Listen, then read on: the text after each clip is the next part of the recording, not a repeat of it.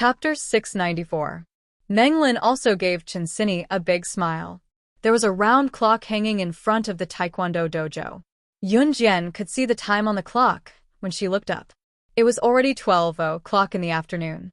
At 12:30, Yun Jian had to go to the military training camp. She was supposed to spend an hour teaching Zhang Xiaofeng moves, but she didn't expect to encounter something like this.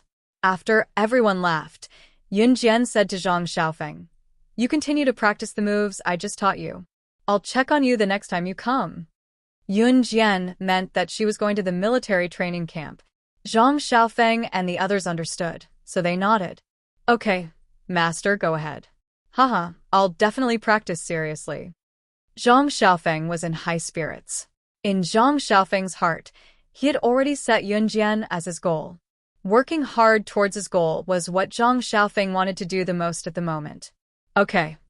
Yun Jian nodded and was about to turn around and leave the Taekwondo dojo. "Yun Jian, wait." Before Yun Jian could lift her foot to leave, Meng Lin's voice came from behind. "Yes." Yun Jian turned her head slightly and looked at Meng Lin. Yun Jian had a good impression of Meng Lin, so Yun Jian wouldn't ignore her. "I'm going to start school tomorrow. I'll be leaving at 4:00 in the afternoon. Because I'm out of the province, I might not be able to come back for a long time. But I'm definitely going to make friends with you. You can come and play with me during your next break. Ichen knows where my school is." Meng Lin invited Yun Jian. It was apparent that the tomboy Meng Lin, who was tall and short-haired, was really planning to befriend Yun Jian. "Okay." Yun Jian narrowed her eyes slightly. She looked at Meng Lin's bold appearance and immediately agreed. "Okay." Meng Lin also nodded vigorously at Yun Jian. Under everyone's gaze, Yun Jian walked out of the Taekwondo dojo. If he left for the military training camp at 12:00, he would naturally arrive on time at 12:30. Chu Ning, Chu Xiangnan, and the rest had been training at the training ground since early in the morning. When they saw Yun Jian, the rest of Team Monarch gathered around her. Chu Xiangnan walked up to Yun Jian in an even more exaggerated manner and said bluntly, "Hey, Yun Jian, did you know? I heard that our officer Ge is getting married." And this news came from an old officer who is very close to Officer Ge. He said that the date hasn't been set yet, but this matter is most likely going to happen. "What do you know? Go away, go away. I'll tell Yun Jian." Chu Ning pulled Chu Xiangnan away and squeezed herself in front of Yun Jian before continuing. "Hee Yun Jian, don't listen to that idiot Chu Xiangnan's nonsense, but it's true. It's said that Officer Ge divorced his ex-wife a long time ago and is planning to get married after the new year. That's because this morning, Officer Ge submitted a marriage application to the higher-ups. I wonder who's lucky enough to marry Officer Ge now. It's really hard to find a man as good as Officer Ge." Chu Ning could not help but be a little infatuated. After all, Ge Yunjian's looks were not bad. With a proper military face and a proper military uniform, Ge Junjian was really worthy of a valiant military posture. However, even though Ge Junjian was already in his 40s, it was not hard to tell that Ge Junjian was not bad-looking when he was young. "Since Officer Ge is so good, why don't you marry him?" Chu Xiangnan glanced at Chu Ning. He did not realize that he had said something so sour. CKU. Chu Ning clenched her fists and chased after Chu Xiangnan as soon as she heard him. Yun Jian chuckled awkwardly, the corners of her lips twitching subtly. What should she say? That the person who said that Officer Ge was getting married was her mother? It turned out that Ge Junjian had already submitted a marriage application to the higher-ups. Chapter 695. However, Yun Jian did not expect Ge Junjian to act so quickly. He had just confirmed his relationship with her mother not long ago, and he had already applied for marriage from his superior. However, it was obvious that Ge Junjian was sincere about Qin Yiru, and Yun Jian was relieved. Chu Ning and Chu Xiangnan soon got into a fight. Lu Shiyun and the rest glanced at Chu Ning and Chu Xiangnan helplessly. How childish. Jiang Weiwei chuckled, but there was no hint of mockery in her words. To Jiang Weiwei, she had already integrated into Team Monarch. Jiang Weiwei might have been conceited before, but she had the right to be conceited. Of course, that was before Yun Jian appeared. People would always grow up, and Jiang Weiwei was one of those people who matured. Chu Ning jumped up and knocked on Chu Xiangnan's head out of habit. Then, before Chu Xiangnan could react, she ran back to where Yun Jian and Jiang Weiwei were and hugged them to hide. Damn it, damn it. Chu Xiangnan called out in dissatisfaction, but he did not chase after Chu Ning to argue with her like Chu Ning did. Although his codename is Lei Ting, he's actually being beaten up by girls. Even the taciturn Hong Fan could not help but use simple words to describe Chu Xiangnan's situation. Lei Ting was Chu Xiangnan's codename. When these words came out of Hong Fan's mouth, they sounded very different. Damn it, Hong Fan. Even you dare to say that about me. Take this. Chu Xiangnan gave in to Chu Ning, but he would not give in to a boy. Therefore, after hearing Hong Fan's words, he charged at Hong Fan, and the two of them hugged each other. Just as Chu Xiangnan and Hong Fan were having fun, Yun Jian's melodious voice was heard again. Officer Ge is here. Upon hearing that Officer Ge had arrived, Chu Xiangnan and Hong Fan, who were huddled together, immediately let go of each other. The two of them were like primary school students who were fooling around in class, but suddenly saw the teacher and immediately sat up straight. Chu Xiangnan quickly loosened his grip on Hong Fan. He looked around and shouted, "Hey, where is he? Where is Officer Ge?" Yun Jian smiled. "I lied to you." After hearing Yun Jian admit to lying, Chu Ning could not help but laugh out loud. She laughed so hard that tears almost rolled down her cheeks. She didn't expect Yun Jian to be a liar. After laughing, Chu Xiangnan and Hong Fan started fooling around again. Lu Shiyan calmly walked over to Yun Jian and said, "We'll be going to the military academy in Min City in a few days. We'll be going home once every month or half a month." As soon as Lu Shiyan finished this study topic, Chu Xiangnan and Hong Fan, who were still fooling around, stopped their movements. Everyone turned to look at Yun Jian. Yun Jian was currently in her third year of junior high school and could not enroll in the military academy yet. As for Team Monarch, they had been together for a long time. Now that they were about to part under such circumstances, it was natural for them to feel a little sad. After all, Chu Ning and the rest would not usually come to the military training camp if they were to go home once a month or half a month. Once they went to the military academy, the training grounds would naturally become the academy's own grounds. Aya, why are you all so sad? It's not like Yun Jian won't come to the military academy to look for us. It's just half a year. Chu Ning tried to lighten the mood, but she was feeling rather sad too. That's right. Yun Jian, you can come and look for us during your holidays. Chu Xiangnan added. Chapter 696. Lu Shiyan sounded confident when he said that, speaking to Yun Jian in a rather serious tone. That's right. We'll work hard to become people who can fight alongside you. Every member of Team Monarch must live up to this title. Fang Shaoran followed up Lu Shiyan's words and promised Yun Jian with equal vigor. As soon as Fang Shaoran finished speaking after Lu Shiyan, everyone present chimed in to support Lu Shiyan's words. There were no weaklings in Team Monarch. The king was someone who stood at the top of the world. They would not be weaklings. They would live up to the title Yun Jian gave them and become true kings. All right, just as everyone's vigor was about the same, and everyone declared that they would fight alongside Yun Jian, a voice as thick as Mount Tai sounded. Everyone turned to see Ge Junjian walking in from outside the training ground. It was obvious that the voice just now came from Ge Junjian. Ge Junjian was deeply moved by their majestic declaration. He quickly stood in front of them and said, "With such determination, it means that all of you have the potential to become powerhouses. The future belongs to all of you." Ge Junjian might be different from other officers. He would be stern when it was time to be serious and would joke with them when it was time to be joking. However, he would not be stingy with the encouragement and rewards that were due. After Ge Junjian said those words, everyone then realized Ge Yunjian's arrival. Yun Jian smiled as she stood at the side. "Haha, Officer Ge, I heard that you're getting married. Is that true?" Chu Xiangnan immediately adjusted the situation that had been in high spirits earlier. Once Chu Xiangnan asked Ge Junjian about this, everyone's eyes were fixed on Ge Junjian. It was normal for subordinates to be curious about their superior's privacy. As for Ge Junjian, other than being stern when it was time to be, Ge Junjian was usually very amiable. Ge Junjian's solemn mood was instantly turned red by Chu Xiangnan's words. Officer Ge, just tell us about it, okay?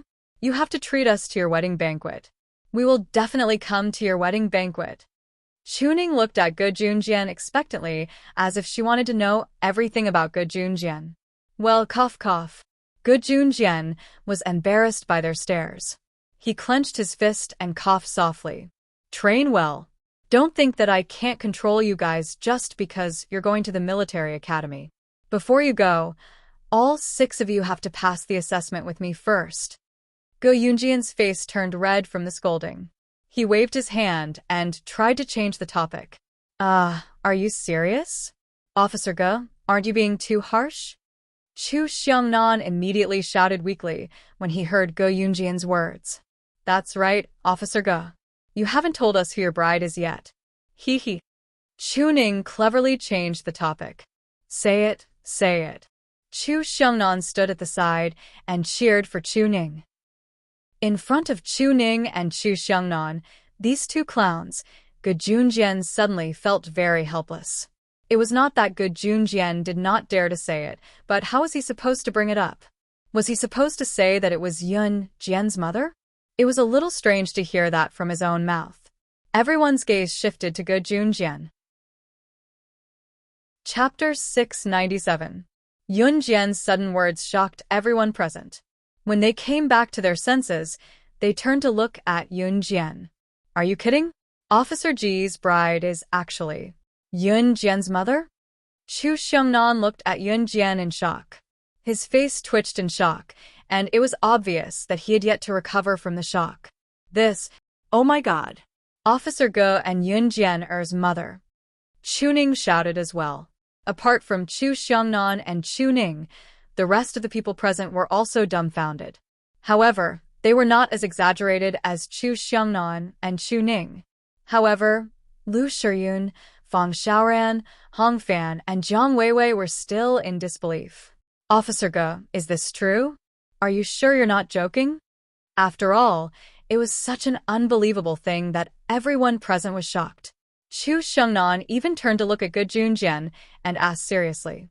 If this was true, wouldn't Officer Ge become Yun Jian's stepfather? Yes, she's right. She's not joking. Officer Ge nodded. Everyone present was stunned again when Ge Junjian admitted it himself. However, since the matter was out in the open, they did not dwell on it anymore. After congratulating Ge Junjian and Yun Jian, the group began their daily training. When it was almost 4:30 p.m., Ge Junjian drove everyone home in the jeep. In the car, Fang Xiaoran mimicked Chu Xiangnan and joked with Ge Junjian. No wonder Officer Ge always sends Yun Jian home last. So, it's because he wants to stay at Yun Jian's house. Everyone present let out a cry of relief. Oh, Ge Junjian did not feel awkward at this moment. He chuckled and sent everyone home as usual. In the end, Ge Junjian drove the jeep directly to Yun Jian's house.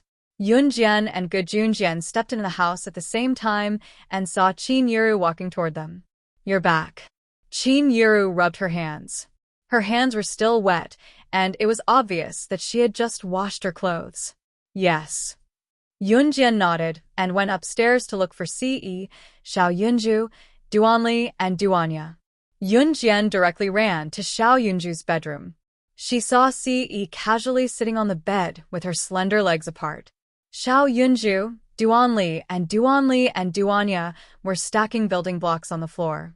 At this moment, even Duanya, who had been quiet all this time, revealed a smile. However, Duanya was still as silent as before. Of course, this could not be blamed on her. After all, Duanya was still young, and because of the way Duansha treated her when she was young, Duanya's heart had suffered a severe blow. Of course, at this moment, Duanya was smiling. This meant that Duanya was not born with facial paralysis or someone who did not know how to smile. As soon as Yun Jian walked over, Ce took her hand and pulled her into his embrace. Xiao Yunju, Duanli and Duanya were still stacking building blocks behind Ce and Yunjian's backs. Therefore, Xiao Yunju, Duanli, and Duanya did not see Ce's action. Ce was sitting on the bed. He pulled Yunjian into his embrace, and Yunjian was pulled to sit on his lap by Ce. Yunjian did not wear much today. Because of the hot weather and the fact that they were going to the military training camp, Yunjian did not wear much. She was only wearing a pair of thin pants. Ce pulled her to sit on his lap. Because he was sitting on the bed, Yunjian could even feel the clamor of a certain part of his lower body. Chapter 698. She was afraid that Xiao Yunju, Duanli, and Duanya would notice her awkward situation, so she allowed Ce to continue taking advantage of her. Sitting in this awkward position, Yunjian was so shy that she could barely control herself. Let go. Yunjian mouthed silently to Ce. Of course, she didn't make a sound. She was currently sitting on Ce's lap, and she could feel the sensation between her legs becoming more and more obvious. In an instant, she became extremely shy, and an unknown blush covered her face. I'm not letting go. Ce also mouthed silently back to Yunjian. At this moment, he turned his head to the right, and his eyes met with Yunjian's. When Yunjian heard this, she became even more embarrassed. This was the first time she had been hugged by a boy, and it was also the first time she had been so close to a boy. This is a house that I built. At this moment, Xiao Yunju's excited voice sounded. Yunjian's eyelids twitched. Usually, at this moment, Xiao Yunju would excitedly turn his head to look at Yunjian and Ce. Then he would happily shout, "Big sister, big brother Ce, come and see, this is the big house that Xiao Yunju built." If Xiao Yunju saw her sitting in such an embarrassing position on Ce's lap, how would she be able to face him? Big sister. Yunjian had just thought of this. As expected, Xiao Yunju was extremely excited. As he shouted, he wanted to turn around to tell Yunjian and Ce about his magnificent feat. Yunjian struggled to break free from Ce's embrace. However, Ce held her even tighter, and Yunjian could clearly feel that something in Ce's lower body was swelling. If you move, I'll... Ce tilted his head and looked at Yunjian. His lips curled into an evil smile as he mouthed silently to Yunjian. That evil look of his was asking for a beating. Ce purposely said the word, I, and didn't say anything else. However, Yunjian understood what Ce meant even if she didn't know anything about men and women. She blushed instantly. At this moment, Xiao Yunju, who was about to turn around, was attracted by Duanli's words. It's not nice. The big house I built is nicer, Duanli said proudly. Xiao Yunju was so shocked by Duanli's words that he forgot to turn around and ask Yunjian and Ce. He understood women's hearts quite well, so he immediately went along with Duanli's words. All right, the big house you built is better than mine. Duanli's face immediately lit up and she smiled happily. As soon as Duanli laughed, Duanya laughed as well. Xiao Yunju's childish face gained a hint of handsomeness. When he saw Duanli smiling happily, it was as if he had encountered something delightful, so he smiled brightly as well. Seeing that Xiao Yunju was restrained by Duanli and did not look over, Yunjian breathed a sigh of relief. She was about to hit Ce's head to make him let go of her when Qinyr's voice came from downstairs. Xiao Jian, Ae, come down quick. Mom has something to tell you. With Qinyr's shout, Yunjian's heart clenched again. Usually, if Xiao Yunju heard Qinyr's shout, even if it was not directed at him, he would quickly turn around to see what was going on, even if Qinir was not shouting to Xiao Yunju. At this moment, he was still sitting on Ce's lap. Fortunately, even Qinyr's shout could not stop Xiao Yunju from playing with Duanli and Duanya. Yunjian breathed a sigh of relief as well. She felt like a thief right now. Chapter 699. Xiao Yunju suddenly turned his head because he wanted to ask Yunjian and see if his house or Duanli's house was prettier. However, before Xiao Yunju could finish his question, he saw Yunjian sitting on Ce's lap. Yunju, what's wrong with you? Duanli glanced at Yunju out of the corner of her eye. Seeing that Yunju had turned around and remained silent, she turned her head as well. Duanya imitated Duanli and turned her head as well. However, Yunjian had already jumped down from Ci's lap, so Ci no longer had any motivation to do so. Duanli and Duanya, on the other hand, did not see the shocking scene of Yunjian sitting on Ci's lap. Ahem, nothing. Yunjian pretended that nothing had happened. She glared fiercely at Ci, which made Ci's heart itch even more. At this moment, Yunjian had already walked downstairs. Ci saw that Yunjian was a little angry and had even learned to ignore him. He smiled helplessly and followed her downstairs. Xiao Yunju, who was dumbfounded, remained in his previous position. Duanli saw that Xiao Yunju was dumbfounded. She hurriedly asked Xiao Yunju, "Yunju, why does big sister seem angry?" Xiao Yunju was dumbfounded. Then he opened his mouth and said, "I saw big sister sitting on Ci's lap just now." Duanli seemed to think for a while. Then she said, "Then they must be playing games. Yunju, let's continue to build the house." Thus, the three children continued to play with the blocks in their hands as if nothing had happened. They built a bigger and more beautiful house. "Mom, what's wrong?" Yunjian, who had just come downstairs, saw Ge Junjian and Qin Yuru sitting on the sofa in the living room. Ge Junjian and Qin Yuru were close to each other with blissful smiles on their faces. It was a heartwarming sight. "Xiao, Jian, Ai, come and take a look. We've picked 2 wedding dates, but we don't know which one is the best." Qin Yuru was brimming with happiness as she leaned her head on Ge Yunjian's shoulder with a smile. Yunjian went over with a smile. Ci had his hands in his pockets as he followed Yunjian over. It was both Qin Yuru and Ge Yunjian's second marriage. Moreover, they already had children now, so there was no need to make such a big fuss about their wedding.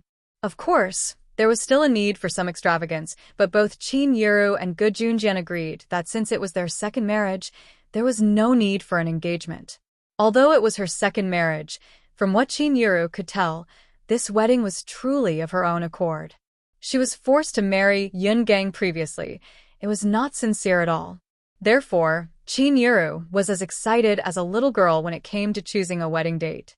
Yunjian took the calendar from Qin Yuru and saw 2 dates circled in red. Yunjian pressed her lips together before she pointed at one of the dates and told Qin Yuru, "This one." Qin Yuru and Ge Junjian craned their necks to see Yunjian's finger pointing at the 21st of the May calendar. 21st of May. 5/21. "Let's choose this date," Ge Junjian said with a glance. "Okay, we'll listen to Xiao Jian," Qin Yuru replied softly with a smile. Chapter 700. Once the wedding date was set, it was time to send out the invitations. Since it was their second marriage, Qin Yuru and Ge Junjian would not hold a large-scale wedding like they did with their daughter. Besides, other than Dong Ruan and Zhang Meihua's families, Qin Yuru did not have any important relatives or friends. Ge Yunjian's parents had passed away early, so other than some of his comrades in the military, he did not have anyone else to invite. Moreover, it was their second marriage, so there was no need for a grand wedding, so they kept it simple. "I'll write the invitations and send them out tomorrow," Qin Yuru said. Qin Yuru's handwriting was beautiful when she was still a student and was once praised as a model handwriting by her teacher. "Sure." Ge Junjian nodded. It was only then that Qin Yuru looked away from Ge Junjian and turned to Ci, saying, "Ai, if it's convenient, you can ask your family to come as well." Qin Yuru only knew that Ci's mother had passed away early and that the child was quite pitiful. As for other things, Qin Yuru did not know. Qin Yuru only thought that even if Ci's father did not treat him well, his father's family should not be bad, right? However, Qin Yuru was wrong. Ci's family was complicated and was an internationally renowned arms family. "I don't have any family," Ci said coldly. To Ci, there was no such thing as a father or family. His father treated him as a tool and only wanted to use his marriage to gain more benefits. As for his family, those people could not wait for him to die. If that happened, Lungo would really have no heir. When that happened, his so-called family would then have a chance to fight for the right to inherit Lunga. Qin Yuru was stunned, not expecting Ce to say that. But thinking about it, if this child's family treated him well, he wouldn't have rushed back home for only a short while. Qin Yuru and Gu Junjian thought that Ce went abroad every once in a while because Ce went home every once in a while. In Qin Yuru and Gu Junjian's opinion, Ce's family was overseas and Ce was just a rich man's son. Ae, it's fine. Your Uncle Gu and I are your family from now on. Qin Yuru nodded at Ce with a smile and said gently. When Ce heard Qin Yuru's words, his lips curved into a smile. Xiao Jian's family would be his family from now on. He also had relatives? Mom, I'll help you with this. Yun Jian went over to help when she saw that Qin Yuru was still writing the invitation with a black pen. Oh, sure. Qin Yuru did not reject Yun Jian's offer to help her write the invitation. She had already written down the person she wanted to invite on another piece of draft paper. Yun Jian's handwriting had her style as well. Yun Jian's handwriting was neat and familiar with a hint of elegance amidst the scribbles. Her handwriting was beautiful as well. Yun Jian took the black pen from Qin Yuru and helped Qin Yuru copy the content of the invitation into the beautiful rectangular invitation. A handwritten invitation was more sincere. Yun Jian looked at the invitation attentively as she wrote. She wrote seriously. Qin Yuru snuggled up to Gu Junjian with a gentle gaze. Qin Yuru suddenly caught a glimpse of Ce from the corner of her eye. Ce was looking at Yun Jian with a doting gaze. Ce's gaze gave Qin Yuru a strong feeling that even if Yun Jian wanted the stars in the sky, he would give her the entire universe. The more Qin Yuru looked at Ce, the more she liked him. Chapter 701. It only took Yun Jian half an hour to finish writing the invitations for Qin Yuru. Since Qin Yuru and Gu Junjian had already drafted the invitations beforehand, Yun Jian just had to copy them. Mom, I'm done, Yun Jian said as she handed all the invitations to Qin Yuru. There were not many people to be invited, but there were actually a few invitations written. After all, Gu Junjian had plenty of comrades. Qin Yuru nodded and took the invitations from Yun Jian, saying, Xiao Jian, thank you for your hard work. Yun Jian smiled and tucked the strands of hair by the side of Qin Yuru's face behind her ear. Mom, it's not me. You're the one who's worked hard, Yun Jian said with a gentle smile. Qin Yuru had been worried sick for Yun Jian and Yuni back then. No one could deny that. After some small talk and packing up the invitations, Qin Yuru went to prepare dinner. Yun Jian and Ce followed Gu Junjian out for a stroll at the small park near the villa. There were not many people strolling in the park, but the scenery was quite nice. When they came back from their stroll, dinner was ready. Wash your hands and come eat. Qin Yuru spoke when she saw Yun Jian, Ce, and Ce coming back from their stroll, bringing out the last dish from the kitchen. Yun Jian, Ce, and Ce answered and went forward. Qin Yuru called Xiao Yunju, Ce, and Ce down from upstairs as well. The table of delicacies was filled, and the group enjoyed the meal. Other than Yun Dong Ruan, and Dong Ruan's son who had gone out to visit friends and relatives, everyone else was present. Yun was a student of the first senior high school. She lived on campus as soon as the school started. As for Dong Ruan, she didn't go home at all during the new year because she was a high-ranking official and was used to carrying her briefcase everywhere. During the first few days of the new year, Dong Ruan was so busy that she was nowhere to be seen. As for the past few days, Dong Ruan was free, so she took the child to visit relatives and friends. Even now, she was still busy. Dong Ruan also came back halfway, but she didn't stay at home for long. Although Dong Ruan's husband had passed away early, Dong Ruan was filial. She treated her deceased husband's parents as her own parents and supported them. Qin Yuru knew that Dong Ruan had probably brought her son to the countryside to stay with her in-laws. Wow, so many dishes. As soon as Duan Li sat down at the table, she was attracted by the variety of dishes in front of her.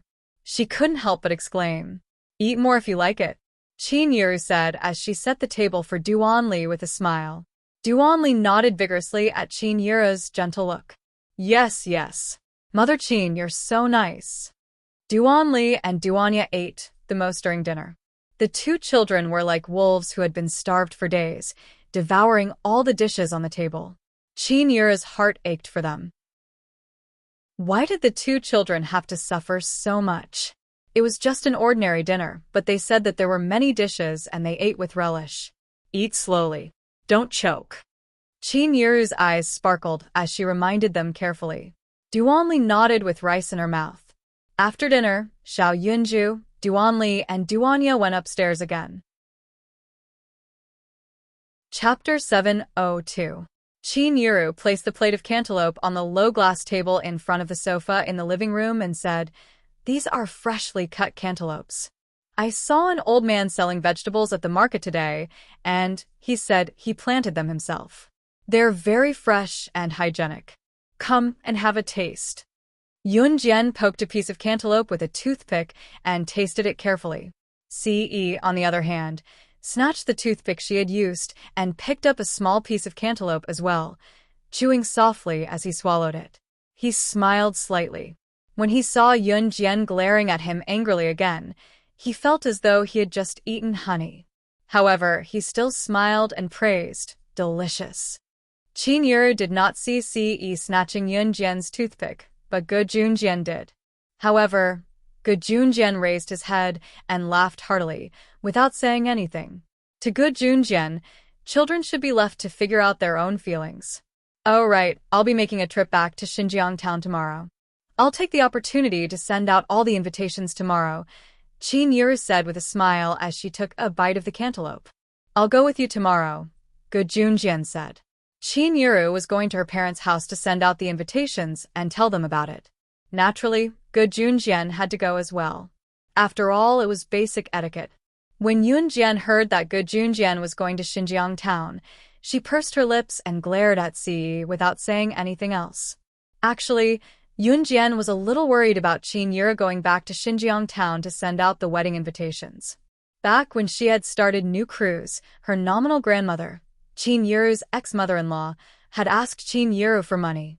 If news of Qin Yuru's remarriage got out, Yun Jian was afraid that Lu Lanhua would stir up trouble again. In spite of it, Yun Jian was relieved with Ge Junjian around. After finishing the cantaloupe, Yun Jian told Qin Yuru that she was going to New Cruise. Qin Yuru turned and ran upstairs to get a jacket before chasing after Yun Jian, shouting, "Xiao Jian, it's cold outside at night. Put on a jacket before you go out." However, just as Qin Yuru went upstairs to get a jacket, Yun Jian was already out of the house. "I'll bring it to her." Once he heard that Yun Jian had gone out without a jacket, Ce went over to take the jacket from Qin Yuru and chased after her with his long legs. "Slow down." Qin Yuru could not help reminding her when she saw Ce running after her. "We can care less about the kids in the future. They're all grown up now." Ge Junjian said to Qin Yuru as he swallowed the last piece of cantaloupe with a chuckle. "How can we as parents not care?" Qin Yuru sighed and went to Ge Junjian. Spring was coming, and the weather was gradually turning warmer.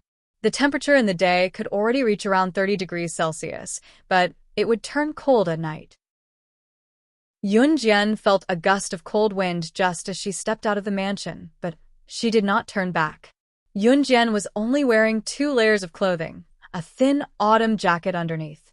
When the cold wind blew, she still felt herself shivering. "Are you dumb? Running out without a jacket?" Ce's rich male voice came from behind, his magnetic voice coming from between his thin lips. Yun Jian was stunned. In the next second, a jacket was draped over Yun Jian. Chapter 703. Yun Jian felt warmth in her heart as Ce led her forward.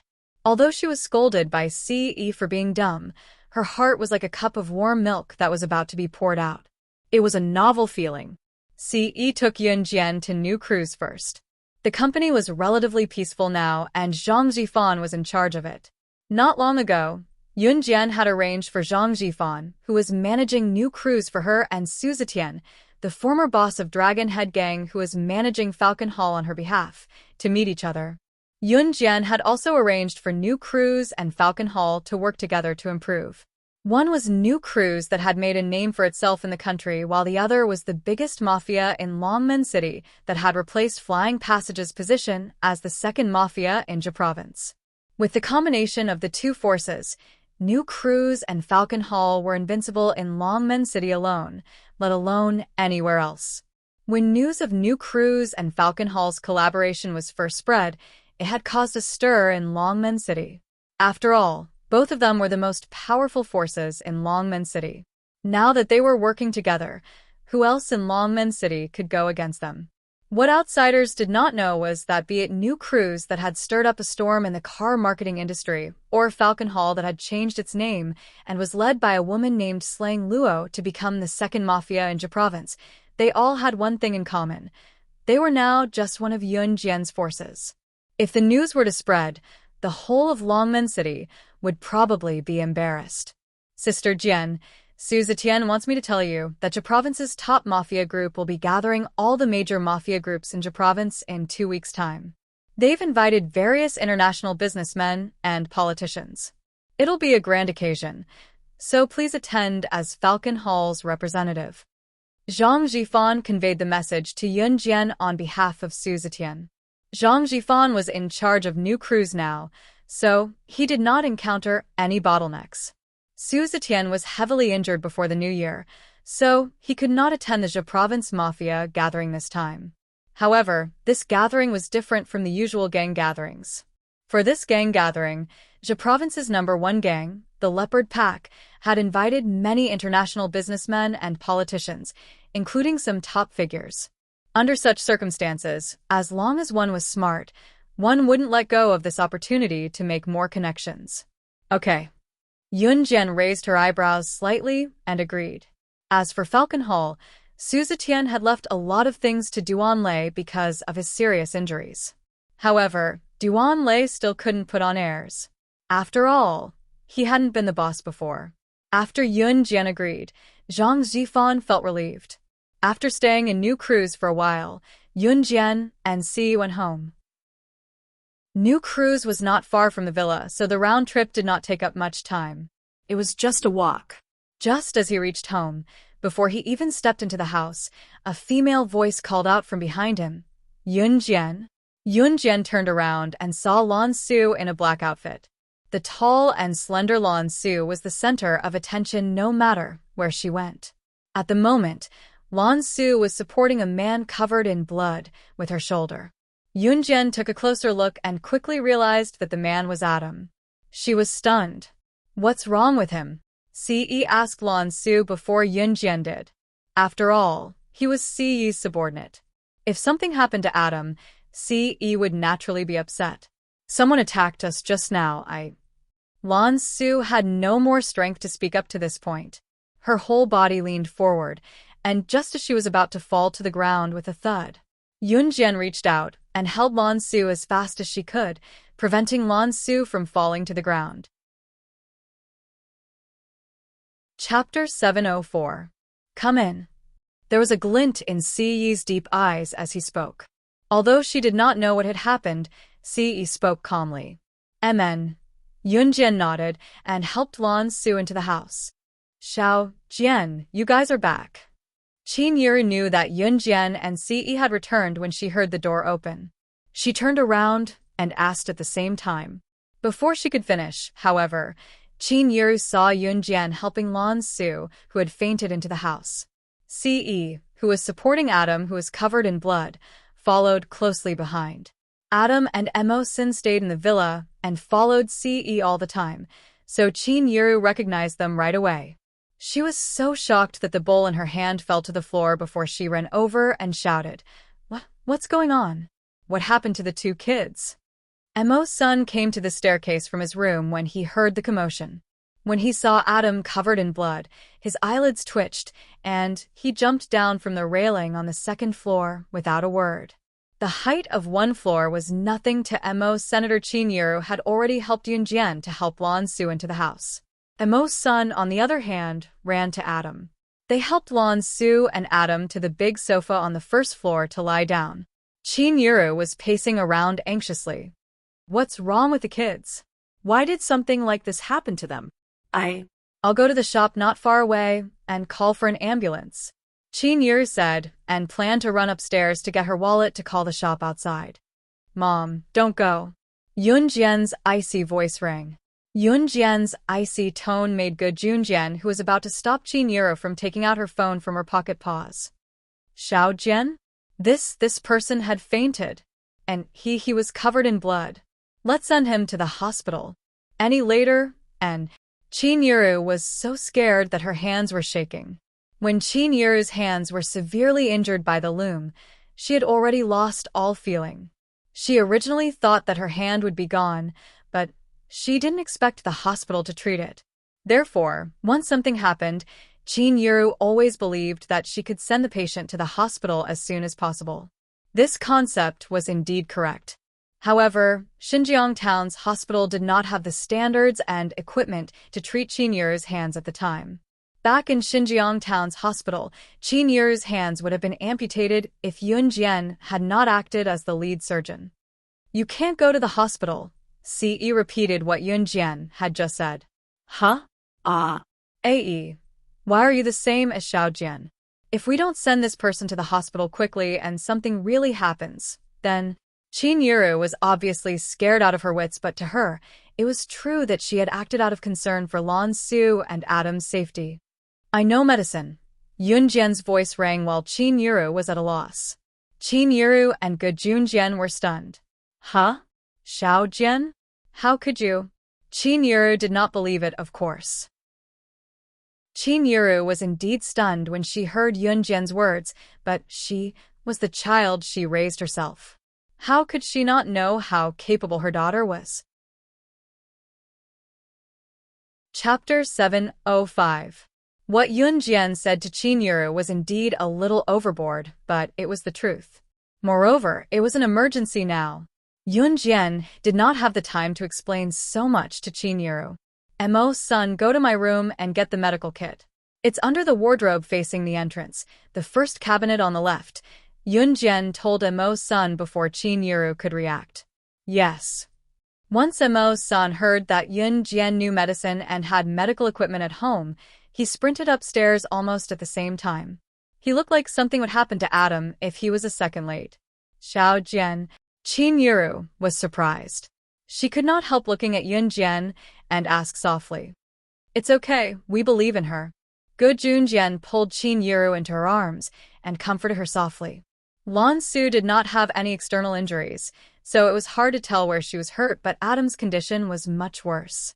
There was a bullet in Adam's left knee while his shoulder seemed to have been stabbed several times. There were numerous wounds of various sizes all over his body. It was a ghastly sight. We have to prepare for surgery immediately. I don't have all the equipment here. Yun Jian frowned. The reason why Lan Su and Adam could not be sent to the hospital was simple. Lan Su was from Yulong mainland. According to Lan Su, people from Yulong mainland had different physiques from people on Earth, so they could not be sent to the hospital. Adam was shot all over. If he was sent to the hospital, it would no doubt cause a huge uproar. The use of firearms was prohibited in Country Z. Once it was discovered, the consequences were severe. Therefore, both Yun Jian and Ce agreed that Adam should not be sent to the hospital. It's here. Mo-san had already jumped down from the second floor with ease, and he was carrying a white medical box in his hand. Qin Yu did not expect her daughter to have a medical kit. She was stunned for a while. She suddenly felt that her daughter was different from before. After spending some time together, the current Xiao Jian could always surprise her, which made Qin Yu suspicious more than once. However, no matter what, Qin Yu would never think that her daughter was not her daughter. Therefore, she did not ask Yun Jian about it. Yun Jian took the medical kit from Mo's son and took out the items in the kit as fast as she could out of habit. At the same time, she said to Mo's son, "Go to Falcon Hall's headquarters and bring Falcon Hall's private doctor, a man named Su Zifan, here. Tell him to bring the surgical tools. He must be quick." When Su Zetian was seriously injured, it was Yun Jian who was the chief surgeon. Then, with Su Zifan's assistance, the operation was easily completed. Su Zifan could only be considered as half of Falcon Hall's private doctor before Yun Jian hired him to be Falcon Hall's private doctor directly. Yun Jian was halfway through her words when Mo Sin dashed out. Since it concerned Adam's life and death, Mo Sun was duty-bound, just like how Adam had done for him back then. Auntie, let's go out first. See, Yi was not well-versed in medicine, but he knew that it was disadvantageous for the operation to be carried out with too many people around. He went to Qin Yuru and told her. In spite of it, Qin Yuru was not in the mood for Yi at all. She looked at Yun Jian and asked in surprise, Xiao Jian, you have dealings with Falcon Hall too? Falcon Hall was the top mafia group in Longmen City. Qin Yuru knew that Xiao Jian was the director of new crews, but it was enough to shock her. Chapter 706. Yes, Yun Jian nodded without hesitation when she met Qin Yuru's probing gaze. After a pause, Yun Jian pursed her red lips and said softly, I do have dealings with the people from Falcon Hall. Mom, you know that New Crews is just a legitimate force. You've probably heard about the collaboration between Falcon Hall and New Crews. Qin Yuru was relieved after Yun Jian's explanation. After all, there was news that New Crews and Falcon Hall were collaborating. However, Yun Jian did not reveal that she was the boss of Falcon Hall. In fact, Qin Yuru would be more worried about her if she revealed her identity. After all, it would not be a problem if she was just a company's director. However, if Qin Yuru found out that she was the boss of Falcon Hall, it would be a huge problem. By then, the fact that she was not the real Yun Jian would be exposed as well. Yun Jian did not stop decorating the surgery site. Yuru, let's go out first. We need good air circulation during surgery. Yun Jian will be fine. Don't worry, we have specialized medical personnel in the military who have taught them all this. Don't worry, she'll be fine. Good Yun Jian pulled Qin Yuru out. Good Yun Jian already knew that Yun Jian was slaying God, so Good Yun Jian quickly came out to smooth things over for Yun Jian.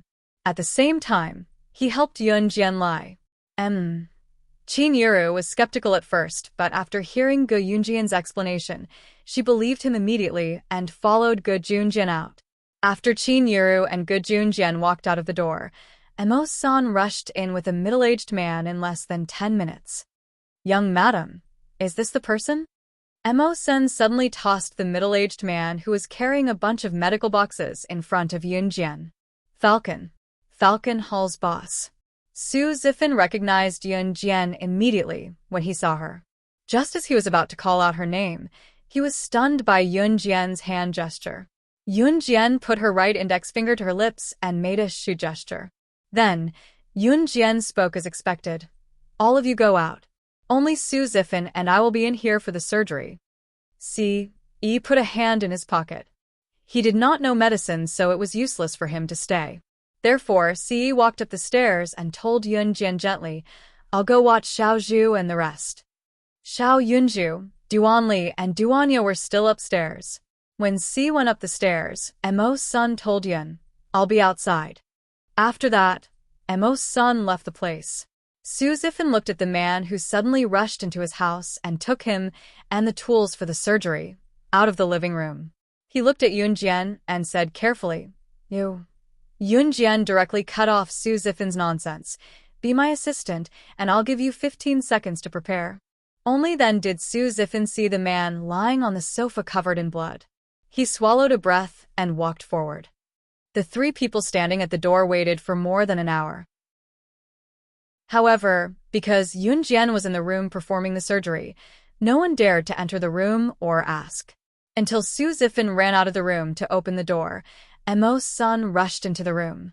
Seeing that Adam lying on the sofa had stopped bleeding and had regained his color, he breathed a sigh of relief. Yun Jian had already placed Lan Su in her room.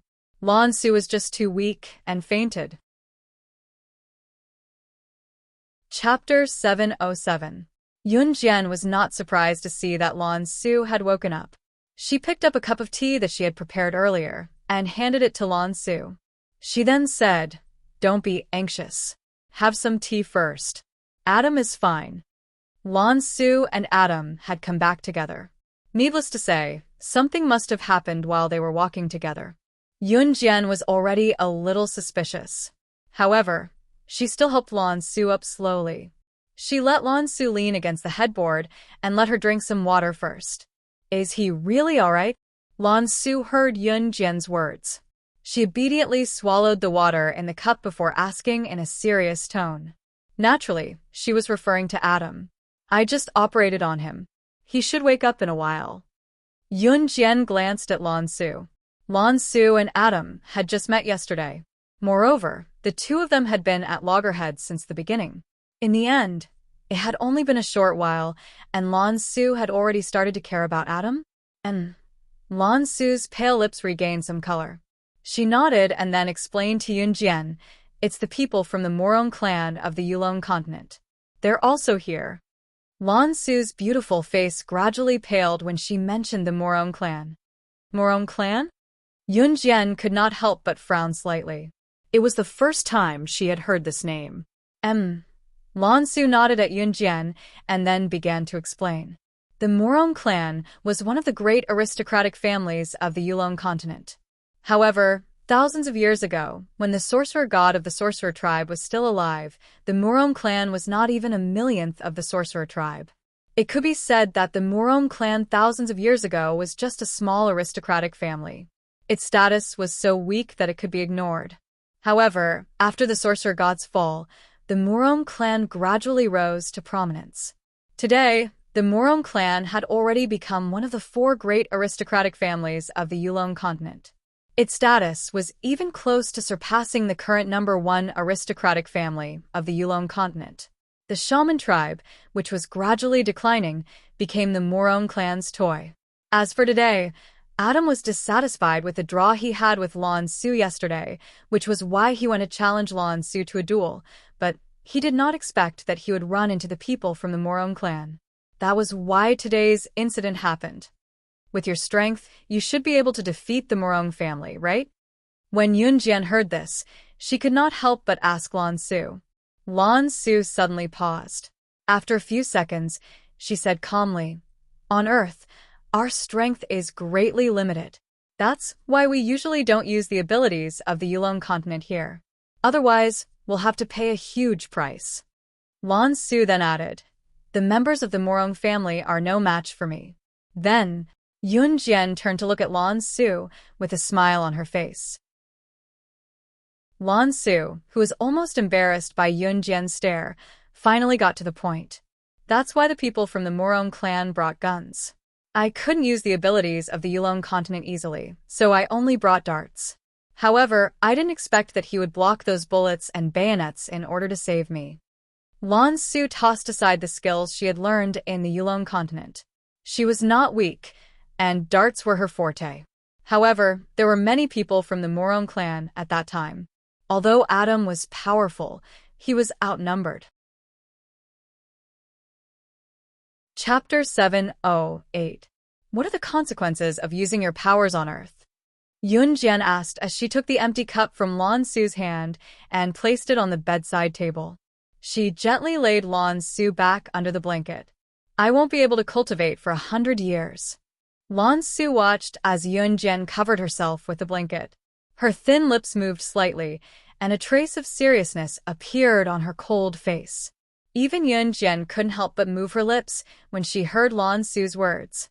100 years was a person's lifetime. Most people didn't even live to be 100 years old. Old people in their 80s or 90s were already considered to have lived a long life. Using Yulong mainland's powers on Earth was equivalent to not being able to take a single step forward for 100 years, no matter how hard one cultivated. This was a huge price to pay. It was no wonder. The younger generation of the Morong family that Lan Su mentioned, including the people from Yulong mainland who came to Earth, would definitely not use Yulong mainland's powers. After all, stopping one's cultivation for 100 years was crueler than taking a cultivator's life. Yunjian hesitated for a moment, then paused to ask. At the critical moment, Lan Su had already made her move. This meant that Lan Su's cultivation wouldn't be able to progress for the next 100 years. I'm fine. Lan Su revealed a sweet smile. Her usual cold face coupled with her current smile made Yun Jian's heart skip a beat. Have a good rest. I'll go downstairs and take a look, Yun Jian said as she tucked Lan Su under the blanket, then walked downstairs. However, just as she walked out of her bedroom, she saw Ce standing at the top of the stairs. His tall and slender figure was very eye-catching. Ce's black hair moved. He turned slightly towards Yun Jian, then walked towards Yun Jian. How was it? Ce looked at Yun Jian. He raised his eyebrows and continued to ask. Yun Jian then told Ce everything that Lan Su had told her. He stood by the wall near the staircase so that the people downstairs wouldn't see him. When Ce heard this, he frowned slightly. After raising his eyebrows, Ce said to Yun Jian, "You have to be careful in the future." What do you mean?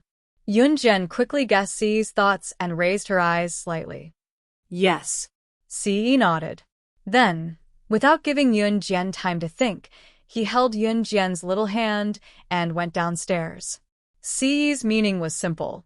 Since the Morong family from the Yulong continent had come to Earth, and the younger generation of the Morong family had died at the hands of Lan Su, the Morong family would definitely not let this matter rest. With Gu Yunjian's help, Qin Yuru did not have many suspicions. In the next few days, Yun Jian did not go to the military training camp. Chu Ning and the others had already gone to the military academy in Min City. Adam was originally living in the villa. For a short period of time, Lan Su was also living here. Qin Yuru was kind and took care of them every day with good food and drinks. The days passed by quickly. Yun Jian also went back and forth between her home, school, new cruise, and Falcon Hall. Qin Yuru and Gu Yunjian's wedding invitations were sent out. 2 weeks later, Adam, who had long regained consciousness, recovered a lot. These few days, Mo's son and Lan Su fought to take care of Adam. Adam felt that he was 100 times more energetic. This week, Yun Jian also received the verdict of Duan Li's father, Duan Shi, for abusing his child. Prison term, 2 years. This verdict was because Duan Shi had been detained by the police for abusing his child and refused to repent despite repeated warnings. Chapter 709. On this Saturday morning, Yun Jian led Zhang Xiaofeng and Yunyi home after their morning exercise and went home with Yunyi. Ce had already returned to an Hun group with only Mo's son tagging along. As for Adam, Lan Su was taking care of him at home due to his serious injury. Perhaps it was because Adam had risked his life to save him, but Lan Su was much nicer to him now. Ce had a feeling that Yun Jian was involved in the assassination attempt previously, as well as Adam and Lan Su's encounter this time, so Ce had returned to an Hun group to investigate the matter thoroughly. Yun Jian took a hot bath when she got home and changed into a clean set of clothes before dragging a small suitcase out of the house. Qin Yuru was no longer a cleaner in New Cruise since it was Yun Jian's company after all. If Qin Yuru was still working in her daughter's company as a cleaner, she would feel bad for Yun Jian's reputation.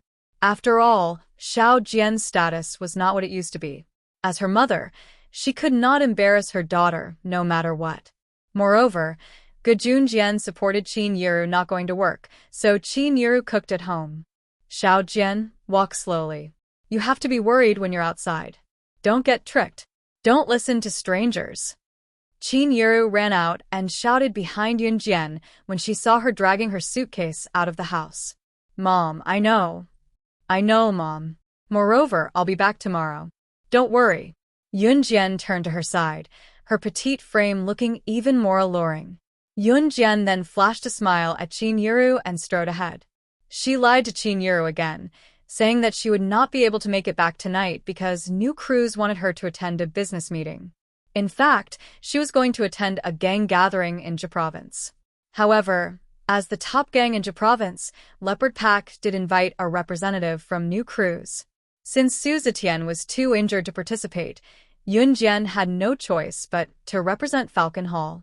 Zhang Jifan would be going with him, but Zhang Jifan would be representing New Cruise. Qingyu had been there when she attended the National Gang Tea Party, but Qingyu was still in her hometown now. It was only natural for her to get along well with her family, since they could reconcile. When Yunjian arrived at New Cruise's store, she could see Zhang Zifan waving at her from afar. Sister Jian. Zhang Zifan greeted respectfully when he saw Yunjian. Yes. Yunjian nodded and then asked, Is everything ready? Yes, Sister Jian, we can leave anytime. Zhang Zifan told Yunjian as he pointed at a mini tour bus behind him. They were all waiting for Yunjian's order. Let's go, Yunjian said and dragged her suitcase forward. There were only 2 people with Yunjian on this trip, Zhang Zifan and Duan Lei. Su Zetian could not go due to his injury. Leopard Pack was the top gang in Jia Province and was based in Hang City, the provincial capital of Jia Province. It was not far from Longmen City, only a 2-hour drive at most. Yunjian was going to Hang City today and would only stay for a night before returning the next day. She had brought her suitcase with her because she had brought her firearms. When Yunjian and Zhang Zifan boarded the tour bus, Duan Lei, who sat in front, turned to look at them. Sister Jian, I'm driving? Yunjian nodded softly. Chapter 710. Duan Lei drove steadily. By the time he reached Hang City, it was already past 9 in the morning.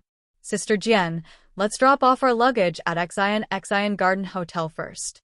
Duan Lei's eyes were glued to the front as he drove, but his voice was directed at Yunjian, who was behind him. Yunjian replied with a nod as she looked out the window. Xian Garden Hotel was a 5-star hotel that Leopard's gang had arranged for all the major gangs in Jia Province who were attending the gathering, as well as businessmen, politicians, and internationally renowned figures from afar. The gathering this time was at 8 in the evening. It would be late by the time it ended, so Leopard's gang had prepared a suite for everyone who came from afar. They could check in as long as they reported their identities to the receptionist at the front desk. This was how Leopard's gang's boss treated the guests from afar. Sister Jian, let me help you with your luggage. When they reached the bottom of the stairs of Xian Garden Hotel, Yunjian's luggage could not be moved anymore. It had to be lifted, so Duan Lei ran over to help Yunjian with it. Yunjian had already retracted the luggage handle swiftly and was 1 step ahead of Duan Lei to lift the luggage. It's okay. I'll do it myself, Yunjian said. As she spoke, Yunjian carried the luggage to the stairs of Xian Garden Hotel easily. Seeing this, Duan Lei didn't insist and followed closely behind. Just as they reached the entrance, they were greeted by a mother and son pair. The mother who walked in front was dressed to the nines. She looked to be in her 20s or 30s as she strutted toward the entrance with her son swaying her hips. Behind this young mother and child, there was a large group of bodyguards dressed in black. Coincidentally, the group of people and Yunjian met one another, one entering and one exiting. Yunjian did not mind. After she went up the stairs of Xian Garden Hotel, she put down her luggage and pulled the lever again to drag it forward. Duan Lei and Zhang Zifan followed behind Yunjian as well. Only one door was open at the entrance of Xian New Garden Hotel. The other doors were closed as usual. Yunjian was already 1 step ahead and was about to enter the New Garden Hotel. Duan Lei and Zhang Zifan followed behind Yunjian. Just as Yunjian was about to enter the hotel, the young mother saw her and frowned slightly. Then she looked at Yunjian with disgust, as though she was unhappy that Yunjian had entered the hotel before her and blocked her way out. Therefore, when Yunjian was about to enter the hotel, the young mother opposite her quickened her pace. Yunjian had already noticed the young mother's actions. She frowned slightly and acted as if she didn't notice the young mother taking large strides towards her. Disregarding everything else, the young mother was definitely a competitive person. Just as Yunjian was about to enter the hotel, the young mother pulled her son's right shoulder and tried to use her right shoulder to knock Yunjian as though nothing had happened. Yunjian's eyes flashed. She suddenly realized what was going on. She was 1 step faster than the young mother. She reached out to pull the lever and swiftly lifted her luggage to dodge to the side. The bodyguards behind the young mother were dumbfounded.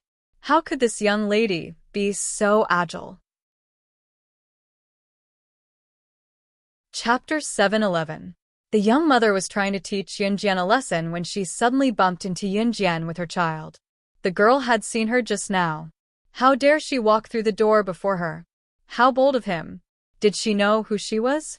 It was just that the young mother did not expect Yunjian to react so quickly when she bumped into Yunjian with her shoulder, dodging the impact instantly. The young mother, on the other hand, could not stop herself. She was still standing in Xian Yuan Hotel. The hotel floor was made of glossy tiles and the cleaners had just mopped the floor not too long ago, so the floor was rather smooth. Therefore, she accidentally slipped and the young mother pulled her son forward and fell heavily. "Madam, young master, watch out." The bodyguards behind her yelled and rushed forward when they saw the situation, but they could only protect the young mother's son in the end. The young mother, on the other hand, fell hard to the ground beside Yunjian. The fall made the young mother feel like her nose that was smashed into the ground was going to dent as her head sank. In the next second, excruciating pain spread through her body. Ah! Ah! It was only after the young mother fell that the bodyguards behind her reacted and helped her up. By then, the young mother was already spasming with hatred. She pushed all the blame onto Yunjian.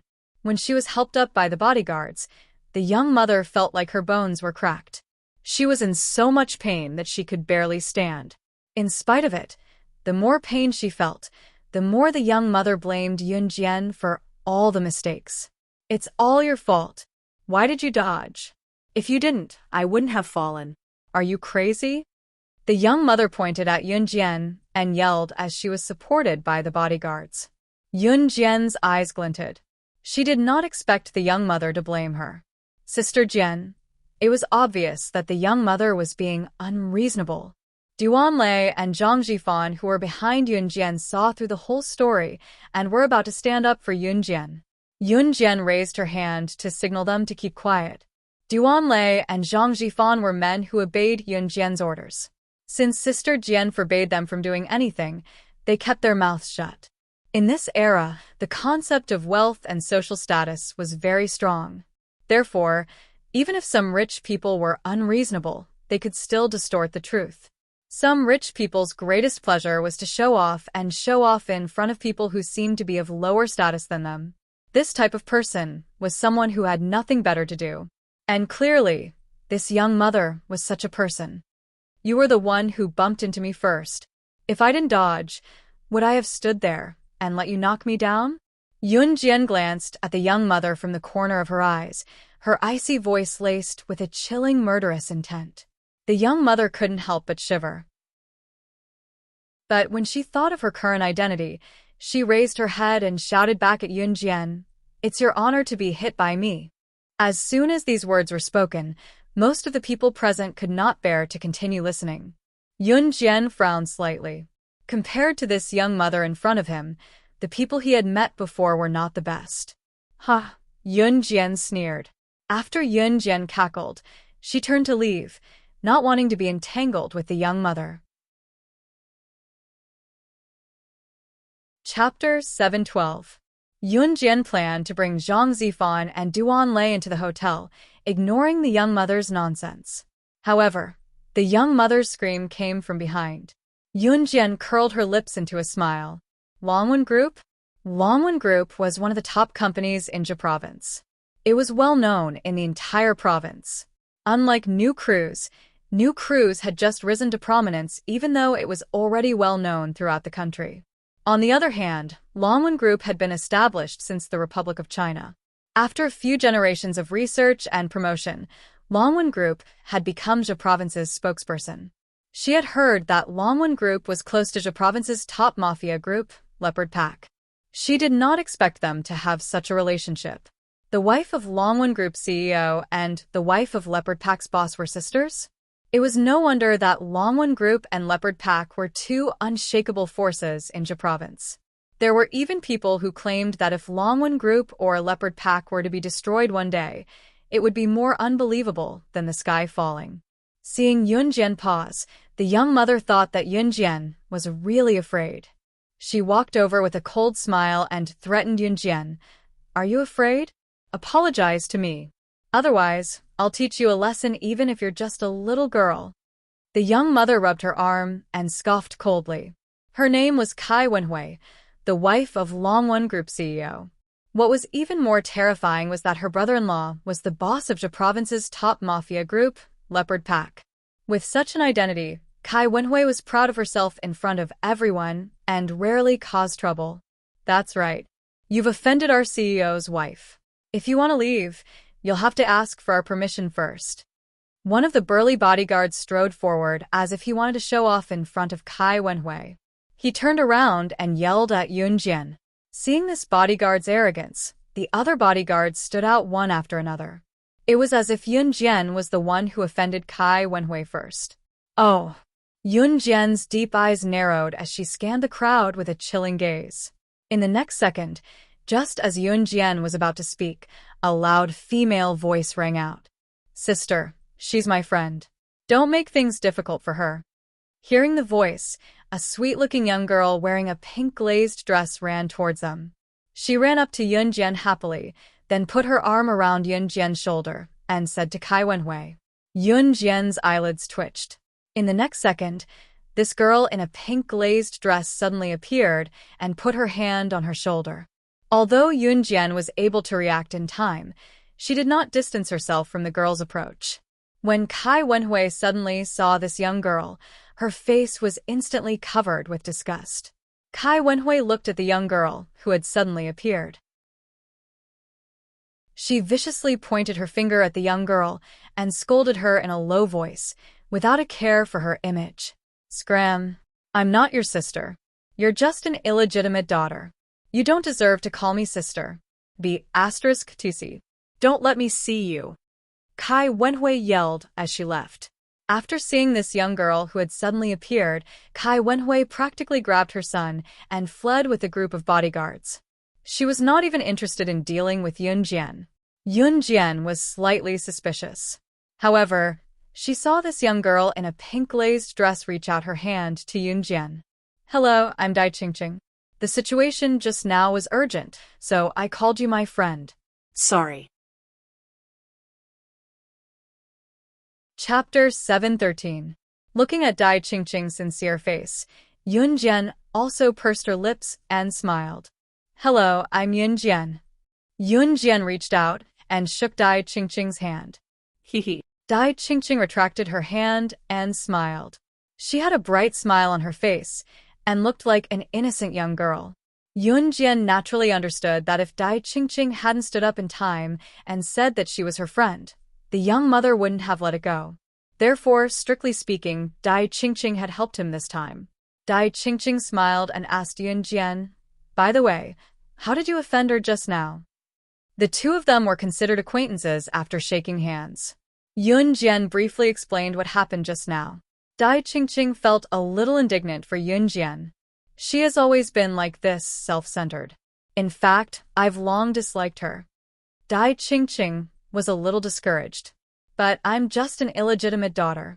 If grandfather didn't acknowledge me, I would have been kicked out by them. Dai Qingqing's friendliness made Yun Jian listen to her unconsciously. Zhang Zifan and Duan Lei had already gone to the front desk to report their identities and then received the keys to 3 rooms. Because Dai Qingqing also stayed in this hotel and was already familiar with it, she led Yun Jian and the other 2 upstairs. As she walked, she told Yun Jian about her own matters. Dai Qingqing was indeed Kai Wenhui's younger sister, but they had the same father but different mothers. Dai Qingqing's mother was Kai Wenhui's father's mistress. In this way, Dai Qingqing was indeed a spurned illegitimate daughter. My mother passed away when I was 10 years old after giving birth to me. Later, grandfather insisted on bringing me back despite the family's objections. Grandfather also notarized 1/3 of the company's inheritance rights to my name, so the Kai family hates me but doesn't dare to touch me. Dai Qingqing confided to Yun Jian. Although Dai Qingqing and Yun Jian just met, her intuition told her that Yun Jian was definitely a friend worth making. Kai Wenhui and Dai Qingqing's father had a total of 3 daughters. One was his eldest daughter, Kai Wenhui, who is now married to the CEO of Longwon Group.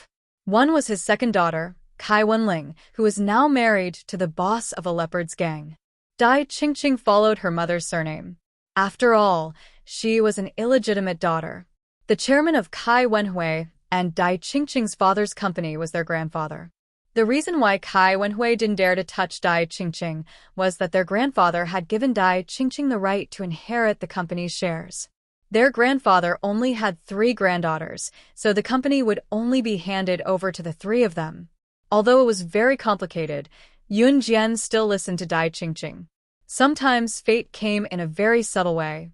Clearly, some people had just met each other and could not even be considered friends. But even so, 2 people could act like they had been friends for many years. To Yun Jian, Dai Qingqing was one of them. Perhaps he was the only one. Later, Dai Qingqing simply chatted with Yun Jian in her room. And Yun Jian had nothing to do anyway, so she chatted with Dai Qingqing. At noon, Dai Qingqing volunteered to take Yun Jian and the other 2 to a nearby restaurant for box lunches. Chapter 7:14. Although Dai Qingqing was not favored in the Kai family, her grandfather was the head of the household, and she was the one he doted on the most. The Kai family's company was well known in the entire country Z. Therefore, Kai Wenhui and Kai Wenling could not do anything about old Master Kai's doting on Dai Qingqing. Usually, Kai Wenhui could only talk to Dai Qingqing, but she didn't dare to do anything to her. What Kai Wenhui feared the most was that Dai Qingqing would complain to old Master Kai, and Kai Wenhui would be done for then. Dai Qingqing, on the other hand, was lacking in everything except money. Old Master Kai doted on her. Therefore, after Dai Qingqing forced Yun Jian, Duan Ling Tian, and Duan Ling Tian to a meal, she suggested going to the skating rink. Yun Jian had nowhere to go in the afternoon, so she agreed to Dai Qingqing's invitation. Since she had nowhere to go and had nothing to do in the hotel room for the whole afternoon, she accepted Dai Qingqing's invitation. Then let's go now, Dai Qingqing said when she saw that Yun Jian, Duan Ling Tian, and Duan Ling Tian were done eating. Sister Jian, we won't be going. Zhang Zifan stood up and told Yun Jian with a smile. Duan Lei shared the same thought as Zhang Zifan. Perhaps the younger generation liked to go to crowded places to play, but for people like Zhang Zifan and Duan Lei who had lived half their lives, their interest in the skating rink might not be as interesting as sitting around and playing cards with a group of people. Okay. Yun Jian nodded. Zhang Zifan and Duan Lei left with Yun Jian's order. Seeing that Zhang Zifan and Duan Lei had left, Dai Qingqing turned to look at Yun Jian and asked the question that had been bothering her. Yun Jian, aren't they older than you? Why did they call you Sister Jian? Dai Qingqing was the kind of girl who was naive and romantic. She was usually bubbly and could be a little smart when necessary. This was evident when she helped Yun Jian scare away Kai Wenhui when they first met. Because Yun Jian suddenly kept him in suspense. Halfway through her sentence, she curled her lips and said, "Because I'm their boss." Her tone sounded like she was joking. Dai Qingqing was stunned for a moment before she reacted. She immediately replied to Yun Jian with a smile, "You're so young. How could you be their boss?" With that, Dai Qingqing pulled Yun Jian's arm and walked happily to the largest skating rink in Hang City. The largest skating rink in Hang City was very large. It was equivalent to a large sports field. Dai Qingqing and Yun Jian each bought a pair of ice skates from a vendor at the entrance of the skating rink. The pair that Dai Qingqing bought was pink with a little rabbit pattern on it. On the other hand, Yun Jian bought a pair of sky blue shoes that looked like crystal shoes. Under the sunlight or lights, they seemed to glow. Hurry up and try it on. See if it fits. After buying the tickets and entering the skating rink, Dai Qingqing picked up the skates eagerly and pulled Yun Jian to a bench to put them on. Yun Jian smiled as well and bent down to change her shoes on the bench. Dai Qingqing was thrilled because she had found a friend. Although Dai Qingqing looked happy all day long, she was actually very lonely. Due to her status as the illegitimate daughter of the Kai family, she had never received any respect or friendship at home or in school. Chapter 7:15. After hearing this familiar voice, Dai Qingqing's smile instantly froze. At this time, Dai Qingqing was still bending over to put on her shoes, but when this voice sounded, her hands that were putting on her shoes instantly froze, and even the smile on her face froze a little. Hee, so our illegitimate daughter also comes to the skating rink to skate. Hiske, look, you even brought a friend today? This sarcastic male voice became more and more unpleasant, and Dai Qingqing's face became more and more gloomy. She didn't even dare to look up. It wasn't Dai Qingqing's first time skating. On the contrary, Dai Qingqing's skating skills were excellent. Dai Qingqing's school was an aristocratic school, and it was one of the best in the entire Hang City. The aristocratic school had an amateur skating club, which was jointly opened by some skating enthusiasts. Dai Qingqing didn't have any friends at school, but she had a good relationship with the director of the amateur skating club. However, the director was a boy, and Dai Qingqing wasn't in the same class. The reason why the director was friendly to her was only because Dai Qingqing was excellent at skating. The male voice that was mocking Dai Qingqing just now lost interest when he saw that Dai Qingqing ignored him. After all, this person just wanted to show off in front of his friends, but seeing that Dai Qingqing ignored him, he could only give up. But suddenly seeing that there was a girl sitting next to Dai Qingqing, his playful heart rose again. Since Dai Qingqing ignored him, then he would play with her friend. At this moment, Yunjian was sitting on the bench of the skating rink, bending over to change her shoes. She naturally heard the male voice that insulted Dai Qingqing, but Dai Qingqing chose to ignore it, so Yunjian naturally ignored it. Are you Dai Qingqing's friend? Raise your head and let me see. The male voice shifted his target to Yunjian and said to Yunjian in a commanding tone. Dai Qingqing was always alone at school, and she didn't have any friends. Because of her identity as an illegitimate daughter, and because Kai Wenhui liked to use her identity to threaten Dai Qingqing's friends, Dai Qingqing didn't have any friends in the end. Only the director of the skating rink club was not afraid of Kai Wenhui's oppression and still walked with Dai Qingqing. However, the head of the skating club and Dai Qingqing were not in the same class. Moreover, he was a man and Dai Qingqing was a woman. If they often played together, they would be criticized by others. Therefore, Dai Qingqing was always alone in school. When the boy saw that there was a girl beside Dai Qingqing, he naturally ran over to mock and ridicule her without thinking. This was because this boy was also a member of the skating club, but his strength was second only to Dai Qingqing. Or, to put it another way, no matter how hard the boy tried, he couldn't compete with Dai Qingqing. Therefore, he was quite jealous, so in the past, he often brought people to cause trouble for Dai Qingqing. Yunjian didn't listen to a single word the boy said. She still bent down and slowly took off the pair of white flat shoes on her feet, then put on the pair of ice skates. Not only did Yunjian's movements not speed up, she even slowed down. You. Dai Qingqing and Yunjian didn't pay attention to him from beginning to end. The boy was so angry that his whole body trembled. Just when he was about to curse, he was shocked by the scene in front of him. He heard Yunjian's pleasant voice, but the words weren't directed at the boy. She turned her head to Dai Qingqing and said, "Let's go." With that, Yunjian stood up with the ice skates on. If a beginner put on ice skates, they were bound to fall down. After Yunjian put on the ice skates and stood up, the ice skates on Yunjian's legs were like flat shoes, and it didn't affect her at all. The boy was shocked, not because Yunjian could wear ice skates and didn't fall down, but because... Chapter 716. Yunjian wasn't short to begin with, but she wasn't particularly tall either. She was about 1.6 meters tall. Yunjian's height coupled with her delicate and flawless face made her look petite and cute. Her figure and face didn't make her too tall, but neither did she make her look too short. Yunjian was the moderate type. Because of that, Yunjian's body proportions and face were a perfect match. She could make people's eyes light up when they first saw her. It was especially so since she had never put on any makeup. Her supple cheeks were delicate and flawless. Yunjian was changing her shoes with her head down, so the boy only saw Yunjian's beautiful figure. When Yunjian stood up, Her 4 to 5 centimeters long ice skates enhanced her petite figure even more. The boy was stunned for a moment. Yun Jian glanced sideways at the boy who insulted Dai Qingqing. Her cold eyes made one's hair stand on end just by looking at them.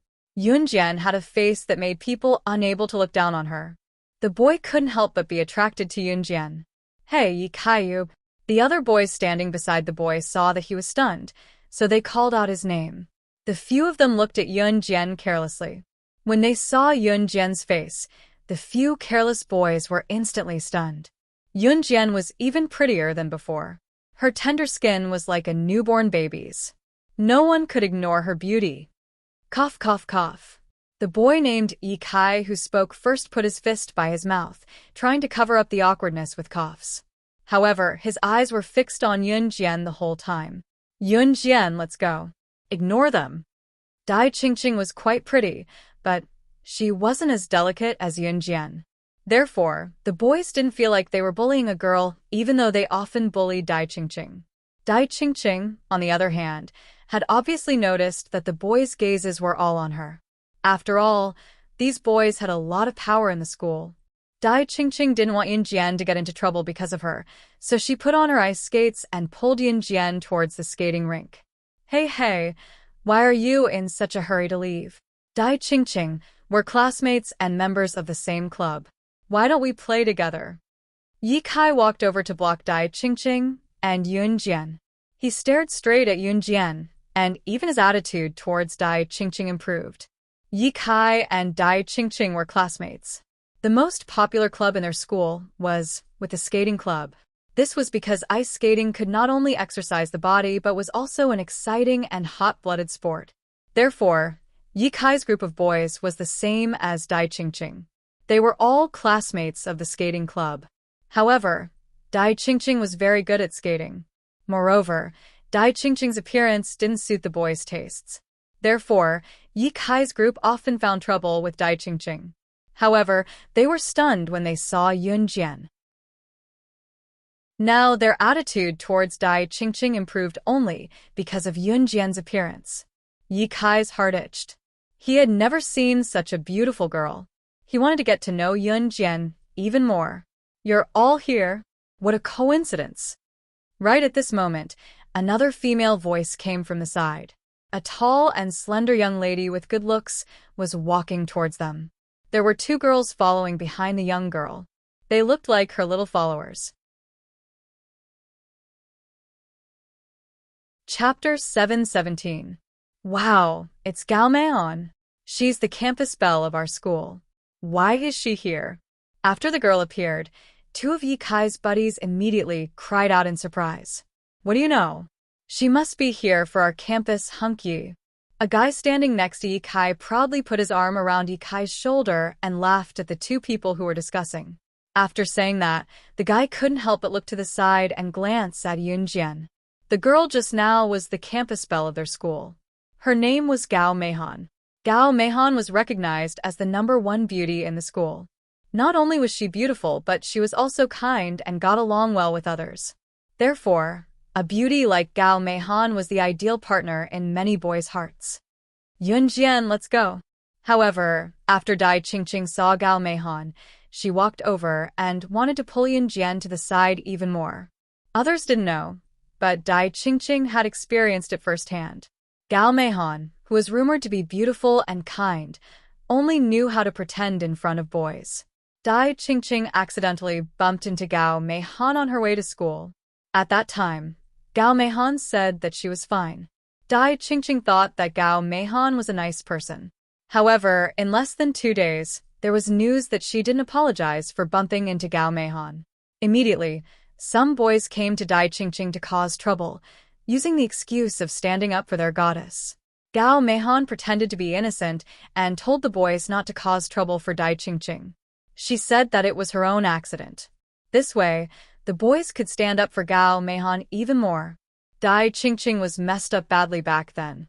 Therefore, when Dai Qingqing saw Gao Meihan, she felt a wave of hatred in her heart. Yun Jian had been watching from the side. She didn't forget that she came to Hang City to attend the gang gathering at night. However, She didn't expect to be friends with Dai Qingqing. As for coming to the ice skating rink, it was purely out of interest.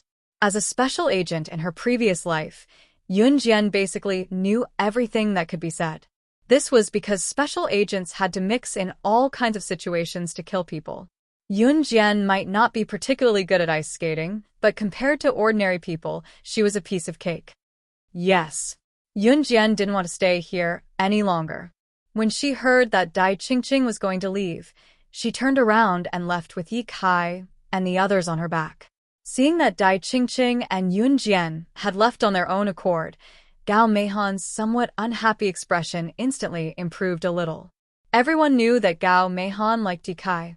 Yi Kai was the school hunk in their school. He was indeed good-looking. He was tall and lean, which was exactly what girls liked. Therefore, Gao Meihan purposely came here to look for Yi Kai.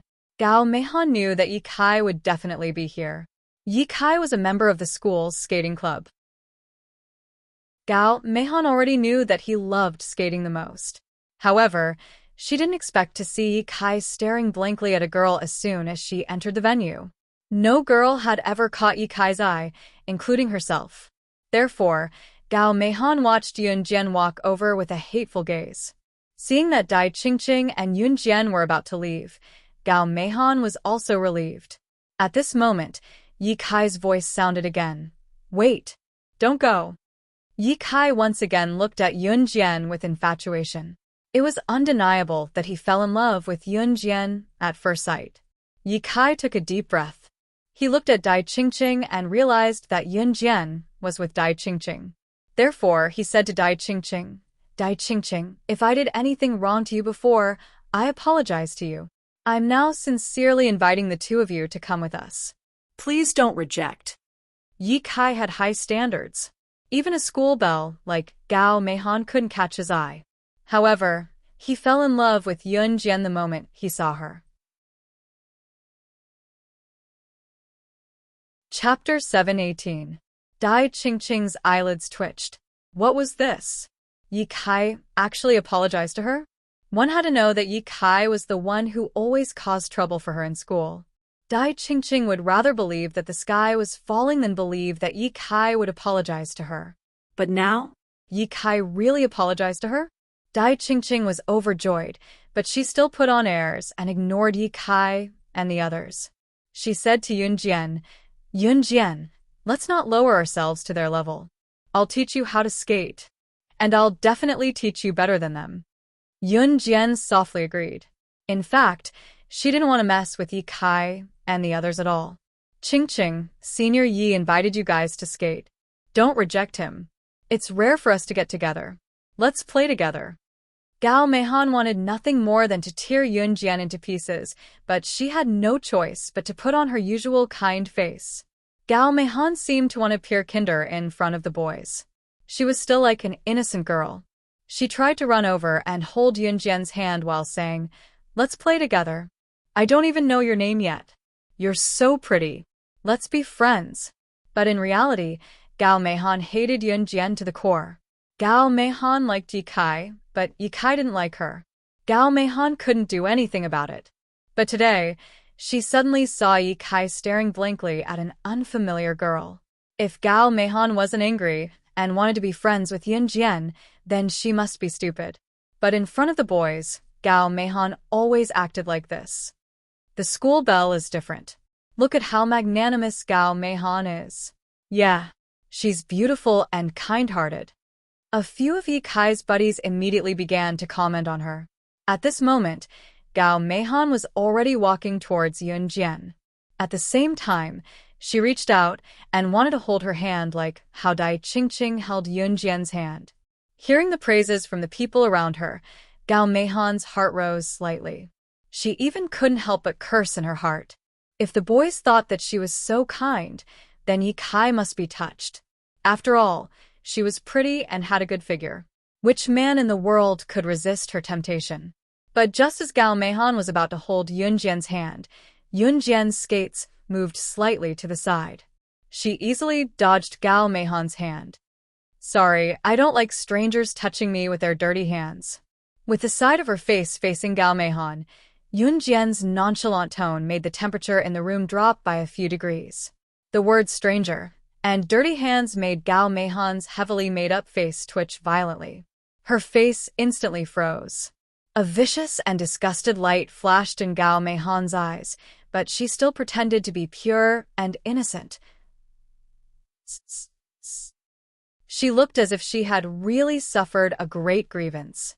Yunjian tugged the corner of her lips slightly. Seeing their school belle being bullied, Yi Kai's buddies righteously stood up for Gao Meihan. Hey, how can you be like this? Gao Meihan really wants to be friends with you. How can you be like this? One of Yi Kai's buddies rushed to speak to Yunjian. Although Gao Meihan pretended to be aggrieved and crying in front of the boys, she was always listening to the movements around her.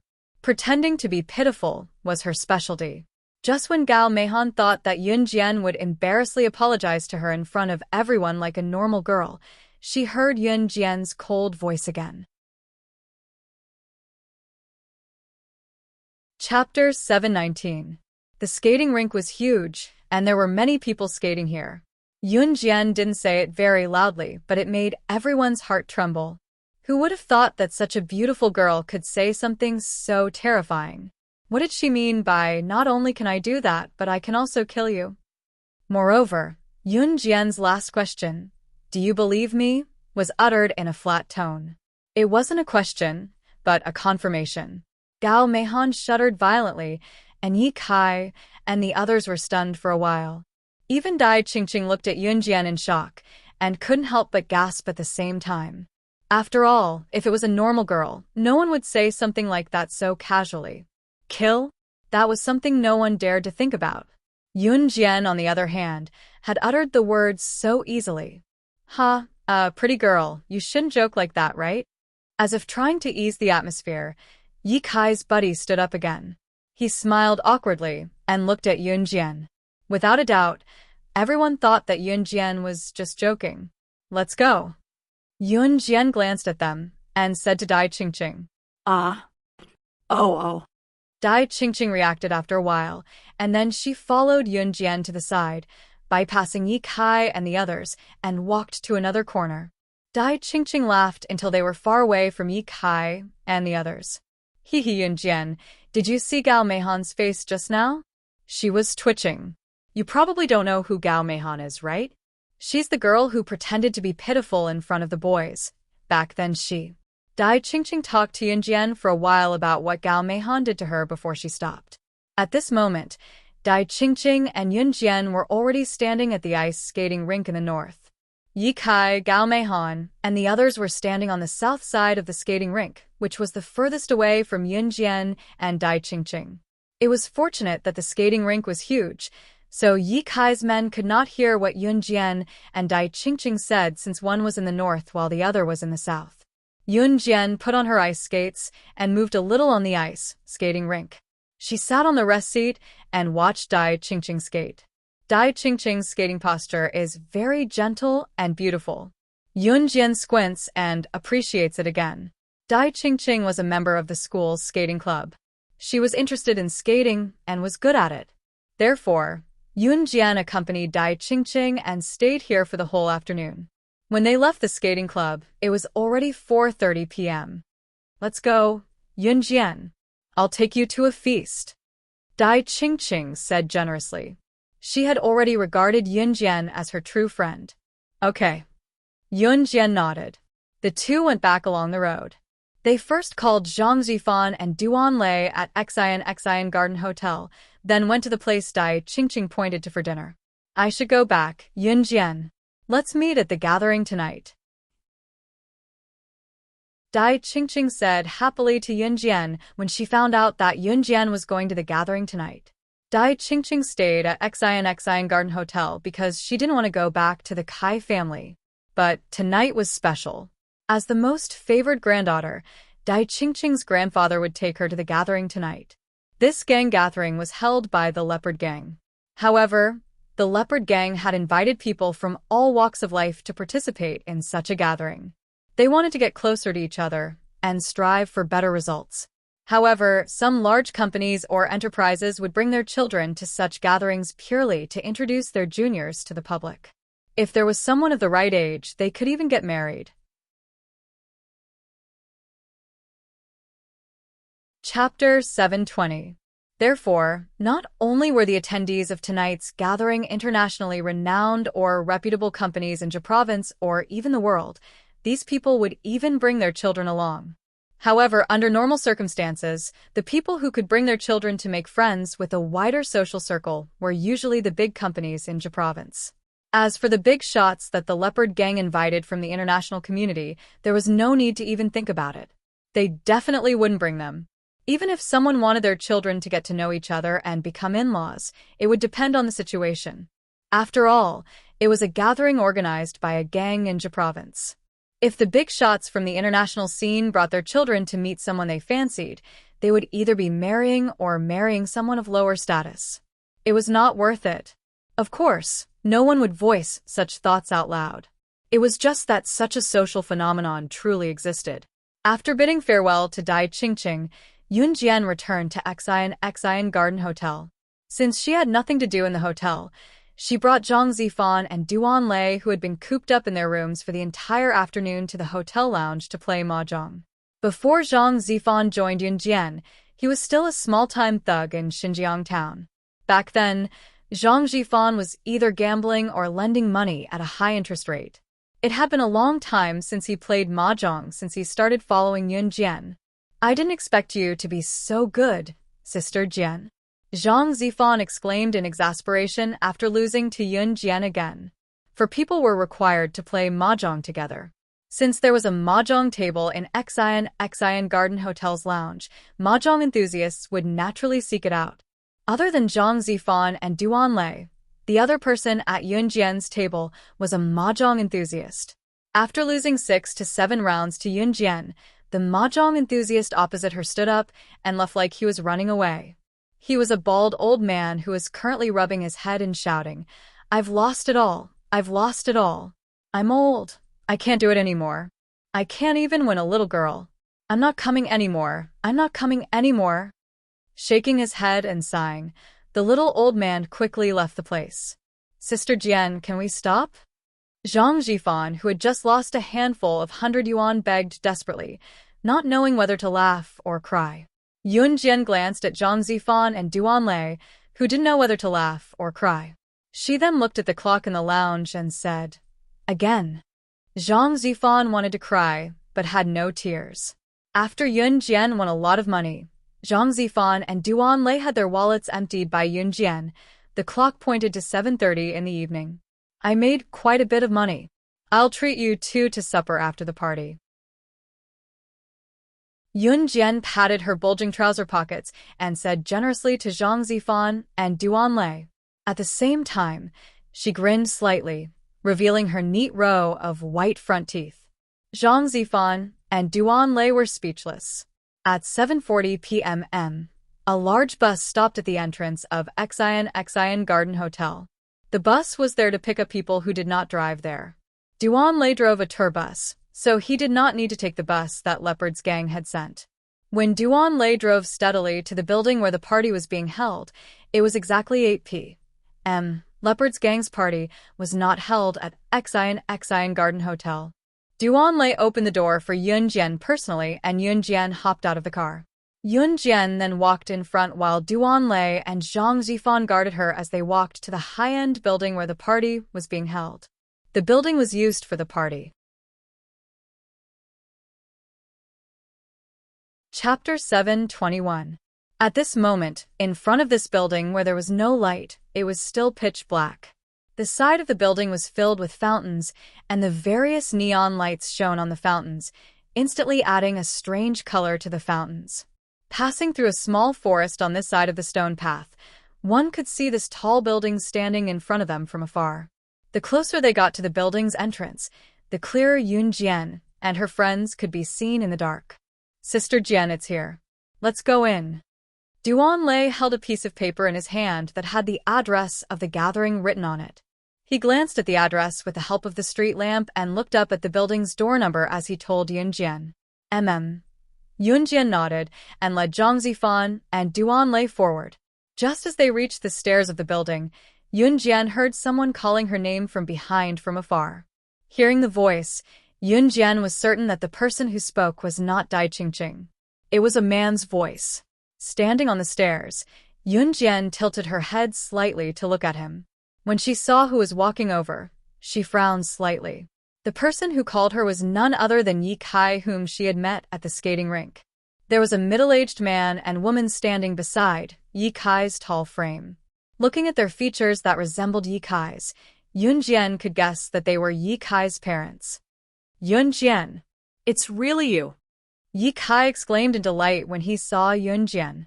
When Yi Kai saw Yunjian's frown, he suddenly realized something and chuckled. His rather handsome face displeased Yunjian. Haha, it's because that's what Dai Qingqing called you. I heard it, so I knew you're Yunjian. Yi Kai explained before looking at Yunjian like a gentleman and told her, You're Yunjian. I didn't expect you to come here. Do you want to go in together? Yunjian narrowed her eyes at Yi Kai's friendly tone. Who is this girl? A middle-aged woman who was dressed to the nines standing behind Yi Kai glanced at Yunjian in disdain and asked Yi Kai. She's a girl I met at the skating rink, Yi Kai explained to his mother with a smile. Yi Kai's mother's surname was Yu, and her name was Xiaodan. Yu Xiaodan was an experienced person. She could tell at a glance that her son was interested in Yunjian. However, after looking at Yunjian, Yu Xiaodan immediately frowned. Everyone who came to the party tonight was dressed up. Not only Yu Xiaodan, but even Yi Kai had changed into a suit, which made him look even cooler. On the other hand, Yunjian was dressed in simple and ordinary clothes. Although Yunjian had a good foundation, no matter what she wore, she would not lose her beauty. But to an upper-class family like Yu Xiaodan, what use was beauty? Money and power were the most important things. Therefore, there was no need to think about it. Yu Xiaodan had already looked down on Yunjian. Kai, our family is considered a respectable one. It's better if you don't interact with shady people. Yu Xiaodan looked at Yunjian, then looked at Zhang Zifan and Duan Lei standing behind her, and said to Yi Kai with disdain, Mom. Yi Kai wanted to say something, but a girl that Yunjian was familiar with spoke up. Chapter 722. The moment Gao Meihan saw Yunjian, she wanted to kill her. Why? Why was this woman here? Gao Meihan also came with her parents today. Her family background was similar to Yi Kai's. They were both the young master and the young mistress of a prestigious family. Most importantly, the parents of the two families were business partners. They were the school belle and the school hunk. They were a perfect match. Gao Meihan pestered her parents to come today because Yi Kai would definitely be there. Gao Meihan and Yi Kai's families were at the bottom of the food chain in today's gathering. They weren't eye-catching at all. As for Yi Kai's brothers, they didn't even have the right to attend tonight's gathering. Gao Meihan wanted to take advantage of today to call Yi Kai out in the middle of the gathering. She wanted to avoid both parents and confess to Yi Kai. When she saw Yi Kai from afar, Gao Meihan was extremely excited. But who did she see? She saw Yunjian. It was actually the woman that Yi Kai was infatuated with. Why was she here? However, in order to maintain her image, especially in front of Yi Kai's family, Gao Meihan could only dig her fingernails into her flesh. She turned to look at Yunjian and showed a friendly face. You're here too? What a coincidence. We must be fated to meet. Gao Meihan stuck out her tongue as she spoke, acting like a young girl. Meihan, you're here. Annie has been waiting for you at home for a few days. You must come and stay over next weekend. Yu Xiaodan could tell that her son, Yi Kai, was interested in Yunjian. She purposely walked up to Yunjian and gently held Gao Meihan's hand. Yu Xiaodan thought that since her son liked Yunjian, Yunjian would definitely be interested in her son. After all, which girl wouldn't want to marry into a prestigious family like theirs? The type of daughter-in-law that Yu Xiaodan admired the most was someone like Gao Meihan. Therefore, Yu Xiaodan did this in front of Yunjian so that the latter would know her place and not come here to seduce her son. Sister Jian, it's 8:05 p.m. We should go up, Zhang Zifan told Yunjian after checking his watch. Yunjian saw Yu Xiaodan and Gao Meihan's reaction, but she merely snorted inwardly and turned to go up the stairs. Hey, Yunjian, wait for me. Yi Kai ran after her when he saw Yunjian going in. Yu Xiaodan was fuming as she dragged Gao Meihan and led the others up as well. Yu Xiaodan couldn't help but curse in her heart. It must be that little b** tch who stole her son's soul.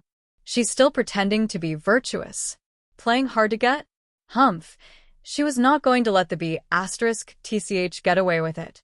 Yunjian ignored Yi Kai, who chased after her as she led Zhang Zifan and Duan Lei to the entrance of the gathering. There was someone sitting at the entrance to register. One could only enter the venue after their identity was reported. Pulling Gao Meihan along, Yu Xiaodan ran up with a group of people behind her. She practically sprinted to Yunjian and hollered at the person who was registering at the entrance. Yi group. Then, Yu Xiaodan pointed at Gao Meihan and told the person, "This is Gao Group's young lady. You can go in now," the person at the entrance said after registering. Yu Xiaodan turned to look at Yunjian with her head held high, her gaze seemingly saying, "What identity are you using to enter this place?" Yunjian ignored Yu Xiaodan and went to the registration counter. With a press of her red lips, she uttered, "Falcon Hall." Chapter 7:23. Yu Xiaodan had been looking at Yunjian with her head held high, but she froze the moment Yunjian revealed her identity. Falcon Hall. Even the registrar sitting at the entrance was about to write down the next entrance identity when she heard Yunjian's name. She could not help but freeze on the spot with her pen in her hand. Yi Kai's hand that was trying to get closer to Yunjian froze in midair. Gao Meihan, Yi Kai, and Gao Meihan's parents were all stunned. No one would pay attention to Yunjian because Yunjian's attire alone was enough to make her seem like a nobody.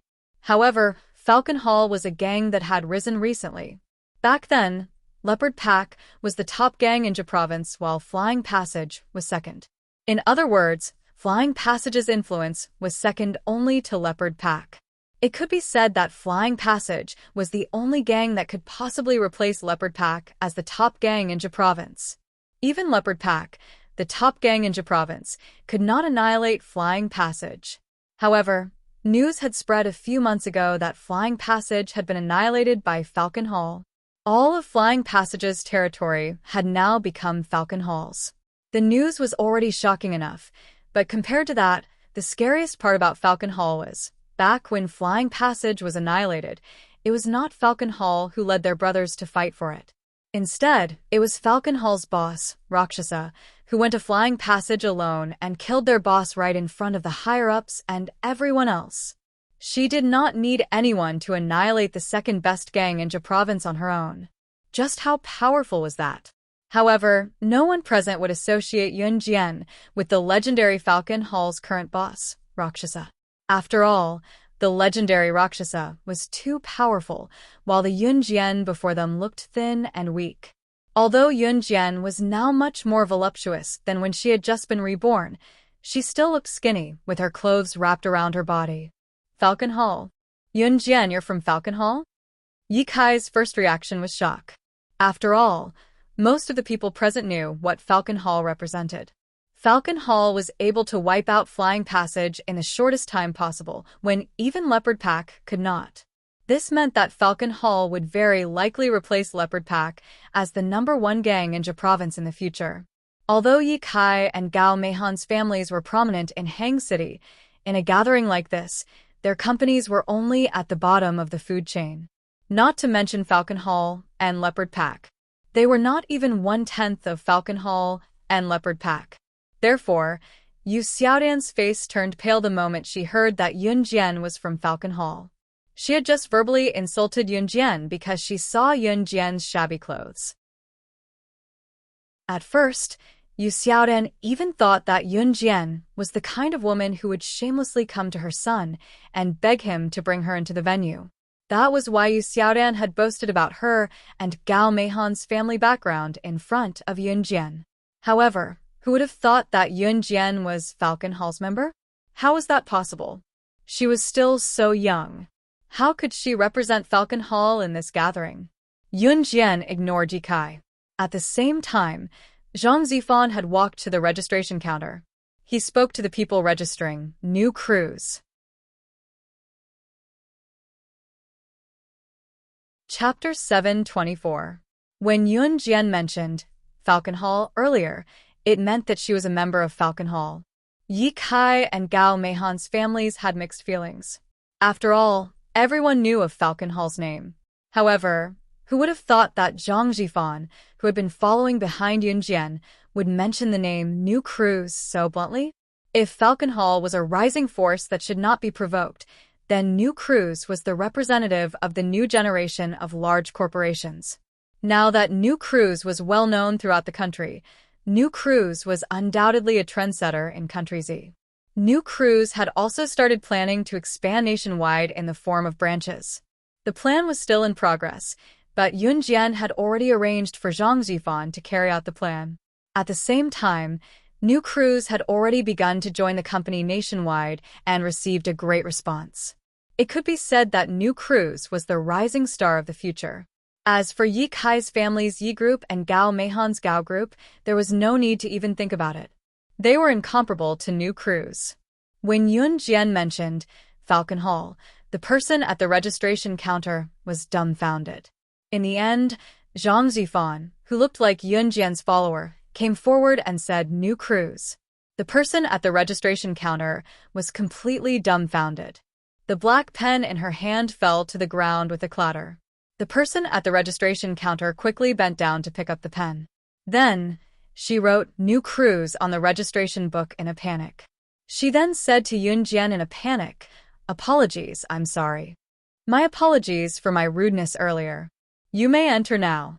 The lady at the registration counter was used to meeting all sorts of big shots. Naturally, she would not be intimidated by such a small matter.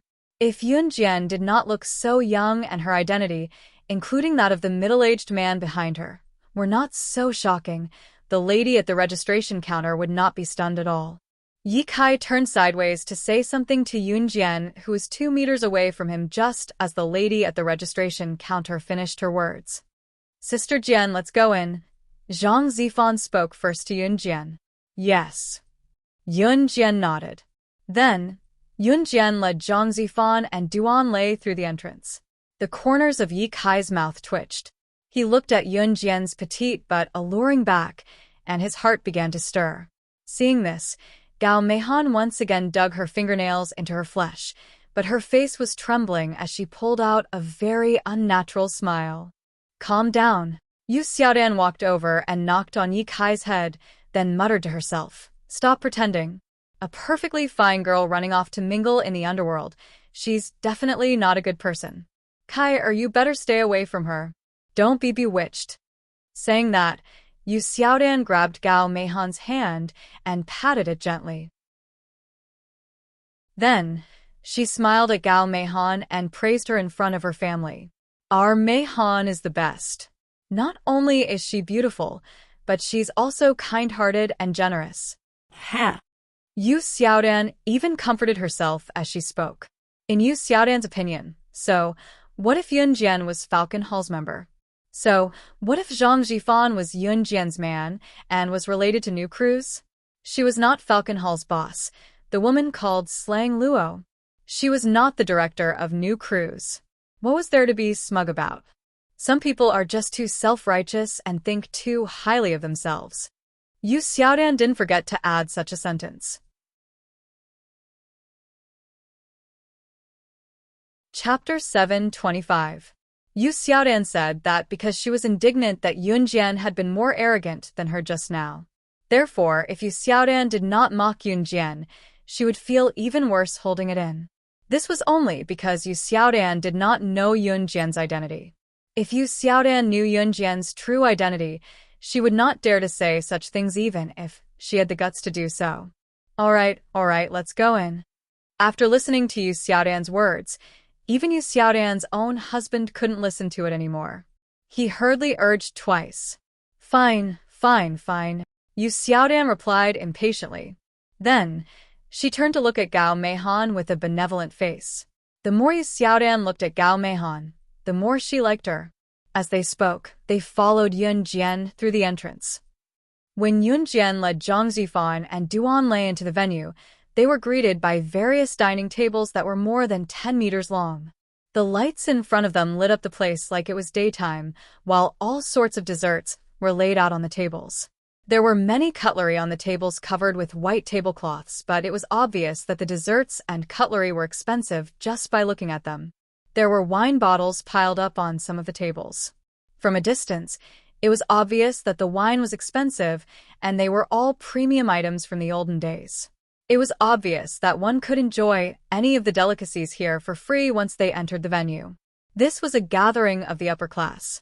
Yun Jian went to a rectangular table and took a small Swiss roll from it, popping it into her mouth to chew and swallow. Zhang Zifan and Duan Lei were hungry as well, standing in an inconspicuous corner with Yun Jian, with the desserts in their hands. Sister Jian, this dessert is delicious. We should change the food in our sect. I'm sick of the communal meals. Duan Lei, who was usually calm, could not help teasing. I've eaten the communal meals in your sect once too. TSK. That taste isn't even 1/100th of the dessert in my hand. Zhang Zifan teased with a chuckle. I'll send the chef here back to Longmen City another day then. Yun Jian teased with a smile. The venue was already filled with people, and there were still people streaming in from outside. In comparison, Yun Jian, Zhang Zifan, and Duan Lei did not have much of a presence. Moreover, most of the people there were already chatting with their acquaintances. Yun Jian did not have many acquaintances in Jia Province. Be it New Cruz or Falcon Hall, she did not rely on the connections around her to develop them. All in all, there were not many people who knew her. Yun Jian, you're here. It was at this moment that a joyful voice came from the side. Yun Jian looked over. She did not even have to look. The person who could call her name with such a cheerful voice was undoubtedly Dai Qingqing. As expected, Dai Qingqing was holding a man in his 50s or 60s. An old man with graying hair on both sides of his temples was walking over. It was obvious that the old man had graying hair, but he was in high spirits. There was an air of arrogance between his brows that radiated around him, forcing those present to look at him directly in the eye. It was obvious that the old man was Dai Qingqing's grandfather, Kai Wenhao. Dai Qingqing followed her mother's surname and returned to the Kai family later, so she had a different surname from Kai Wenhao. Chapter 726. Dai Qingqing held onto Grandpa Kai's arm. Before they reached Yun Jian, Dai Qingqing said, Yun Jian, I've been looking for you for a long time. I've almost searched the entire place. I finally found you. With that, Dai Qingqing pulled Grandpa Kai to stand in front of Yun Jian. Yun Jian immediately sized up Dai Qingqing and Grandpa Kai. Grandpa Kai was dressed in formal attire and looked energetic. Although his hair had turned white, a person's aura would not change with his appearance. While Yun Jian was sizing up Grandpa Kai was sizing up Yun Jian as well. It was then that Yun Jian saw that Dai Qingqing had changed out of her school uniform and was now wearing a pink lace gown. The tube-top form-fitting evening gown accentuated Dai Qingqing's graceful figure to begin with. What do you think? Yun Jian, do I look good in this? When Dai Qingqing saw Yun Jian looking at her, she couldn't help but smile. She stood on the spot and twirled around while tugging at the hem of her dress. With that, she inched closer to Yun Jian and spoke intimately. It's beautiful. Yun Jian gave the best comment she could think of. Dai Qingqing smiled and jogged over to Yun Jian. She held Yun Jian's hand and introduced her to Grandpa Kai. Grandpa, this is a friend I just met. Her name is Yun Jian. With that, Dai Qingqing didn't forget to introduce her grandpa to Yun Jian. Yun Jian, this is my grandpa. I've mentioned it to you before. Grandpa is the person closest to me in this world. After Dai Qingqing's mother passed away, Grandpa Kai brought Dai Qingqing back to the Kai family. Although the Kai family didn't welcome Dai Qingqing, Grandpa Kai had always treated her like his own daughter. Even when it came to Kai Wenhui and Kai Wenling, Grandpa Kai favored Dai Qingqing more. Hello. Yunjian turned to look at Grandpa Kai and nodded slightly to express her goodwill. Hello, little friend. Grandpa Kai looked at Yunjian kindly and nodded. Although Grandpa Kai looked kind and amiable, he was the CEO of a well-known company in Z country. Although Grandpa Kai was old, he still had a tight grip on the company under his name. This was also the reason why Grandpa Kai treated Dai Qingqing so well. Grandpa Kai's descendants, including Dai Qingqing's biological father, had no choice but to listen to Grandpa Kai. He had power and influence and could get whatever he wanted. Others could only follow his orders. Ha ha. It's truly an honor for Mr. Ouyang to grace us with your presence. At this moment, a group of people walked into the backyard of the party. Among them, a short man with a ferocious face and a long and terrifying scar on his neck led a group of people out. This short man was walking together with a tall and thin man, but one of his eyes was covered by a single eye patch. He looked like a ferocious pirate. The short man whispered to the tall and skinny man with an eye patch. His words were full of flattery. Yunjian saw it from afar. This short man with a terrifying scar on his neck was the boss of the leopard gang, Han Biao. People called him Brother Biao. As for the tall and thin man with a single eye patch who walked in front of Han Biao and was flattered by Han Biao, Yunjian did not know him. However, judging from Han Biao's flattery, it was enough to tell that he wasn't an ordinary person. After all, Han Biao was the boss of the leopard gang, the biggest gang in Jia province.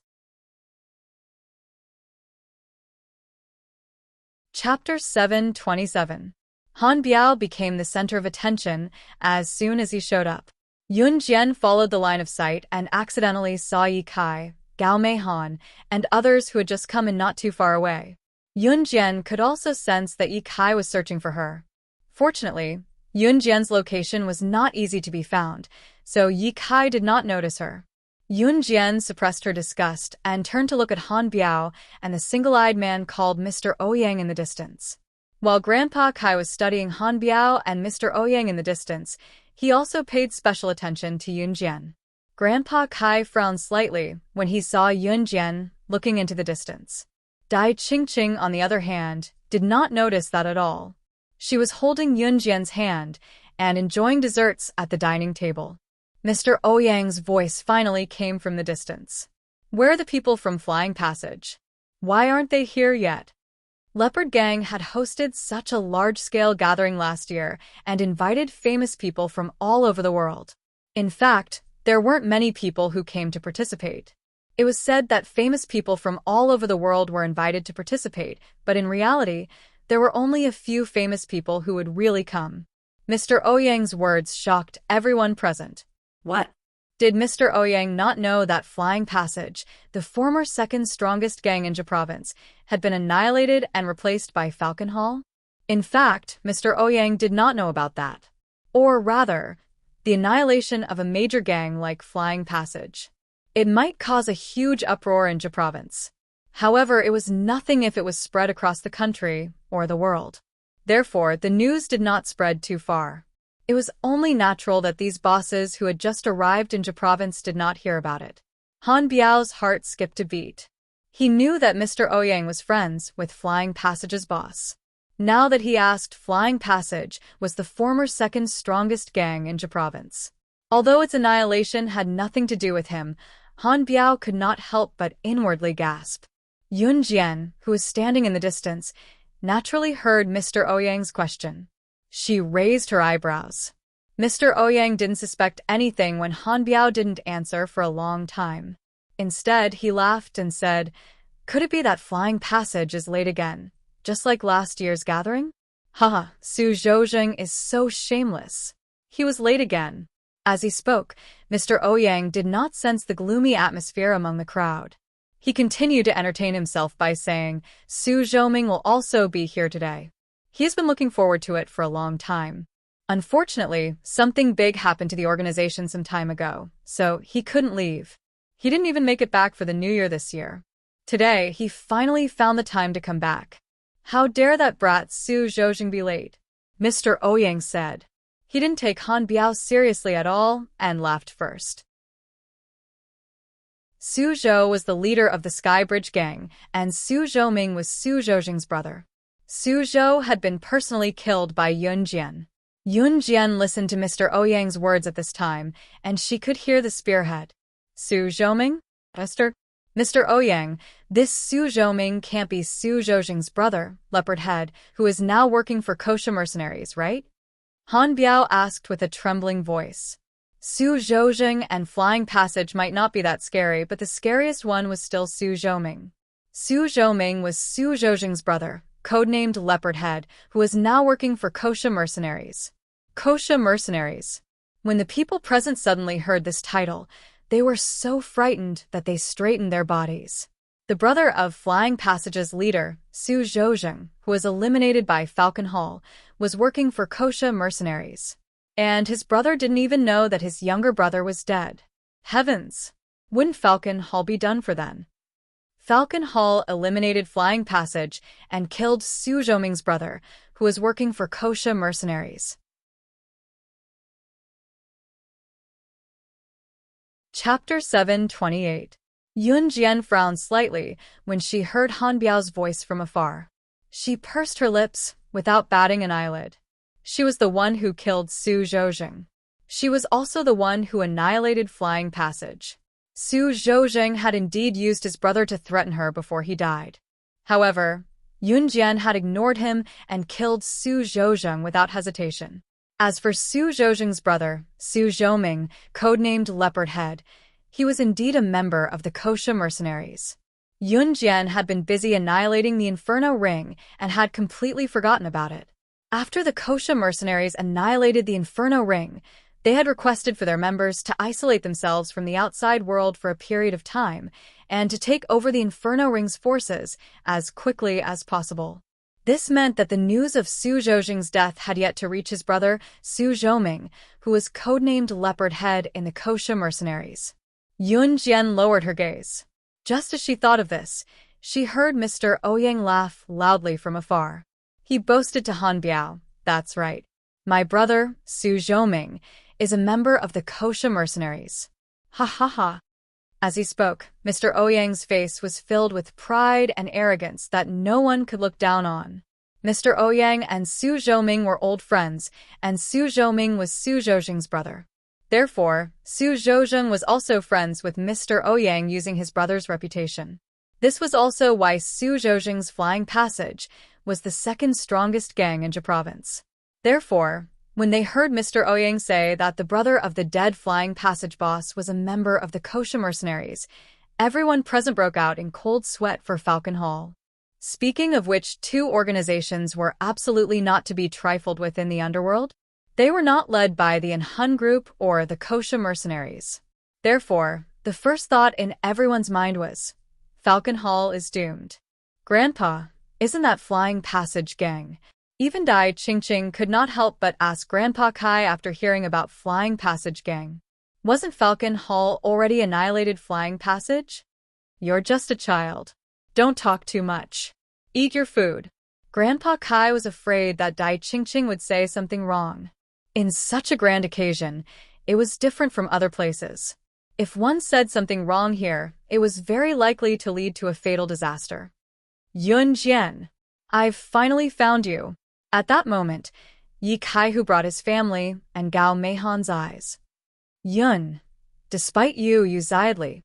Yun Jian's eyes darkened. She had felt Yi Kai's gaze just now, and was disgusted, but she did not avoid it on purpose. The venue was only so big, so it was quite easy to find someone. At this moment, Mr. Ouyang's angry voice was heard from afar. What? Was annihilated. Who? Who killed Su Zhoujing? Who did it? Yun Jian did not hear what Han Biao said to Mr. Ouyang because Yi Kai's shouts came from the side. However, Yun Jian could tell from Han Biao's lips what he said to Mr. Ouyang. Su Zhoujing is dead. Flying Passage is annihilated. Mr. Ouyang's original aura coupled with his sudden outburst made everyone's heart skip a beat. Even Han Biao shrunk back. He knew very well how powerful Mr. Ouyang was. Han Biao was about to mention Falcon Hall when Mr. Ouyang interrupted him. Chapter 729. After Mr. Ouyang's furious roar, most of the people present shifted their attention to Mr. Ouyang. Everyone at the scene panicked. Although they did not know who Mr. Ouyang was, they could tell from how the leopard gang's boss, Han Biao, treated Mr. Ouyang with such respect. This Mr. Ouyang was no ordinary person. Even Yi Kai and Gao Meihan, who were glaring at Yun Jian with hatred, shifted their attention to Mr. Ouyang in the distance, without exception. At that moment, a crisp female voice was heard. Everyone present was naturally stunned. When they finally reacted, the whole place was in shock. It was especially so for the people standing beside her. Other than Zhang Zifan and Duan Lei, who were not surprised at all, Yi Kai, Gao Meihan, and Yu Xiaodan all turned their heads to look at Yun Jian in disbelief. Dai Qingqing and Grandpa Kai were also looking at Yun Jian in shock. Yun Jian, Dai Qingqing had just uttered the words when she was interrupted. Yun Jian was already walking toward Han Biao and Mr. Ouyang in front of everyone present. Zhang Zifan and Duan Lei followed behind Yun Jian. The two of them followed Yun Jian like bodyguards protecting Yun Jian. For a moment, everyone's attention shifted to Yun Jian. Which one of the people who came to the party tonight did not dress up meticulously? What about Yun Jian? She was only wearing an ordinary outfit, but her delicate and beautiful face was eye-catching. In fact, many people had already looked at Yun Jian from the beginning, but most of them thought that Yun Jian came in with Zhang Zifan and Duan Lei. After all, no one there would ever think that Yun Jian had entered the competition based on her own ability. After all, the invited companies and gangs were all famous in Jia province. At that moment, when Yun Jian spoke, apart from being shocked, most of the people present were in disbelief. Earlier, Mr. Ouyang had asked about the annihilation of Flying Passage and the murder of Su Zhouzheng. Why did this little girl jump out and say it was me?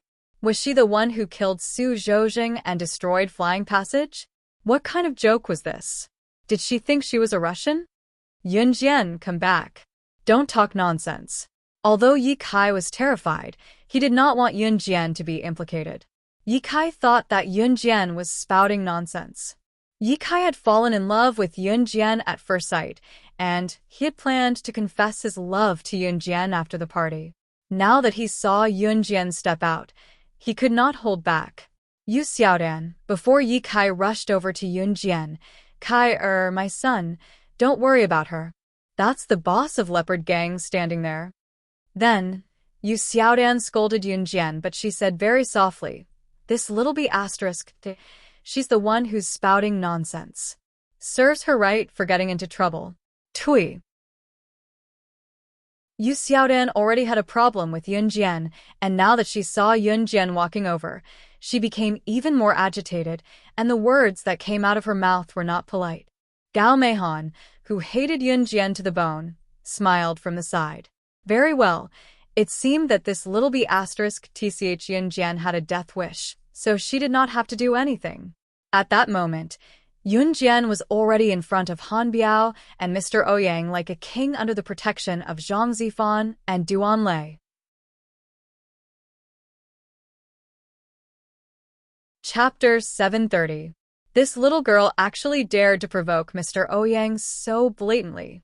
Everyone present was stunned and stood rooted to the ground. They were all shocked speechless by the scene in front of them. From how the Leopard Gang's boss, Han Biao, respectfully fawned over Mr. Ouyang, it could be seen that this Mr. Ouyang was definitely a big shot. Moreover, from Mr. Ouyang's tone, he seemed to be very familiar with the brother of the former Sky Bridge Gang's boss, who was codenamed Leopard Head, who worked for the Kosha mercenaries. This was simply an alliance between the strong and the strong. Under such circumstances, Yun Jian actually ran in front of him like a madwoman and said that she killed his friend in front of him in a fit of anger. Is this little girl stupid? The people present didn't know Yun Jian's name, nor did they know her identity. However, as long as one had a mind of their own, they would think so. Where the hell did you come from, little girl? Do you want to die? Han Biao was slightly shorter than Yun Jian. He pointed at Yun Jian, thinking that Yun Jian was a little brat who came to cause trouble. Hurry up and throw her out. Han Biao was originally afraid of provoking Mr. Ouyang. Especially after Yunjian said that, he was even more afraid. One had to know that this Mr. Ouyang was someone from an international arms family. Moreover, the arms family he belonged to was second only to the cold pavilion. Wait. Just as Han Biao was about to ask someone to throw Yunjian out of the venue, a mature and sharp female voice was heard. As the mature female voice sounded, everyone present turned to look at the entrance. He saw a graceful and luxurious woman in a classic cheongsam walking in from the entrance. This woman looked to be at most in her 20s. She looked very young. Beside this woman was another woman who looked older than her in a low-cut evening gown. She was holding her hand. The two women who had suddenly appeared looked very similar, but in comparison, the younger woman who had spoken at the beginning and was dressed in a black cheongsam had a more refined temperament. This woman in a sexy black cheongsam was the one who spoke just now. At this moment, Yunjian narrowed her eyes and stared at the person beside the woman in the black cheongsam. Wasn't the person who followed the woman in the cheongsam in a dignified manner Kai Wenhui? Feeling that everyone's eyes were on her, Kai Wenhui suddenly raised her head proudly, showing off her arrogance. Yunjian smiled. Needless to say, the graceful and luxurious woman in a sexy black qipao was Kai Wenhui's younger sister, Kai Wenling. At the same time, Kai Wenling was also the wife of the leopard gang's leader, Han Biao. Madam, why are you here? Didn't you say to stay at home? Although Han Biao was very arrogant outside, in front of his own wife, Kai Wenling, he did not even dare to fart. The reason for this was because Kai Wenhui and Kai Wenling's family was prominent. To put it bluntly, the company founded by Grandpa Kai was famous throughout the Z Nation and held a high status. Another reason why Han Biao was so nervous about Kai Wenling was that Kai Wenling was already pregnant. However, it was only a month old and the fetus had not yet appeared. My sister is being bullied. How can I sit still at home? As Kai Wenling spoke, she glared fiercely at Yunjian. Which blind fool dares to bully my wife's elder sister? Han Biao then shouted and ran to Kai Wenling's side. Han Biao was shorter than Yunjian. Moreover, Kai Wenhui and Kai Wenling were both about 1.65 meters tall. Kai Wenling was even wearing a pair of high heels. When Han Biao and Kai Wenling stood together, the height difference was simply laughable. However, in this atmosphere, no one dared to laugh or speak. Chapter 731. Kai Wenhui was a typical rich lady. Moreover, she was the wife of Longwon Group CEO. She was protected by many people and had never been looked down upon. She was still angry about what had happened at the entrance of Xian Garden Hotel. Especially after knowing that Yunjian would be attending tonight's gathering, she couldn't wait to teach Yunjian a lesson. How could someone like Kai Wenhui, who had never been taken advantage of, take it? Knowing that Yunjian would be attending tonight's gathering, she quickly called for her sister, Kai Wenling, to support her. After all, her sister, Kai Wenling, was half the hostess of tonight's gathering. Han Biao looked in the direction of Kai Wenhui's finger and saw Yunjian, who had spoken so brazenly, just now standing right in front. Yunjian crossed her arms in front of her chest and curled her lips. She didn't even look at Kai Wenhui. Yunjian's gaze was fixed on Mr. Ouyang. Similarly, Mr. Ouyang didn't say anything. He was also looking at Yunjian with a scrutinizing gaze. "It's you again?" Han Biao bellowed at Yunjian at once when he heard her. Yunjian's words earlier were a challenge to his authority. Now that he heard that Yunjian had bullied his wife's sister, Han Biao wanted to kill Yunjian immediately. Han Biao was the boss of the province's #1 gang, the Leopard Pack. Therefore, his roar sent chills down everyone's spine. So, what if I bullied her? I even killed Su Zhouzheng and annihilated Flying Passage. Do you think I don't dare to bully her? Yunjian sneered. However, in everyone's opinion, Yunjian was definitely done for this time. Su Zhouzheng is really dead. Flying Passage is really annihilated. Mr. Ouyang looked at Han Biao with a sinister expression. It seemed like he was asking his last question. What? My brother is dead? After Mr. Ouyang asked the last question, a loud voice suddenly came from the door. Everyone was stunned. Then a 1.9-meter tall man walked in from the door. His body was as strong as an ox, and his muscles were taut. At first glance, one could tell that he was as strong as an ox. At this moment, the man heard an unbelievable piece of news. He stood upright at the entrance, and his tall figure and rough words sent chills down the spines of everyone present. Needless to say, the voice belonged to Su Zhoujing's elder brother, Su Zhoming, who was rumored to be working for the Kosha mercenaries. At this moment, Su Zhoming, who was standing at the door for the first time, had bloodshot eyes. He stared straight at the scene, his eyes emitting killing intent, as if he wanted to kill everyone present. Facing such a murderous Su Zhoming, Han Biao's short body could not help but shudder violently. Afraid that he would be implicated, Han Biao threw Kai Wenhui's matter to the back of his mind. He looked at Su Zhoming and knew that this person was from the Kosha mercenaries. He immediately felt a sense of respect for Su Zhoming. A few months ago, Flying Passage was indeed annihilated. Su Zhoujing was also killed by Falcon Hall. Han Biao said to Su Zhoming. Ah. Su Zhoming immediately howled madly when he heard that. Su Zhoming's eyes were bloodshot. He looked at Han Biao and asked, "Who killed my brother?" Speak.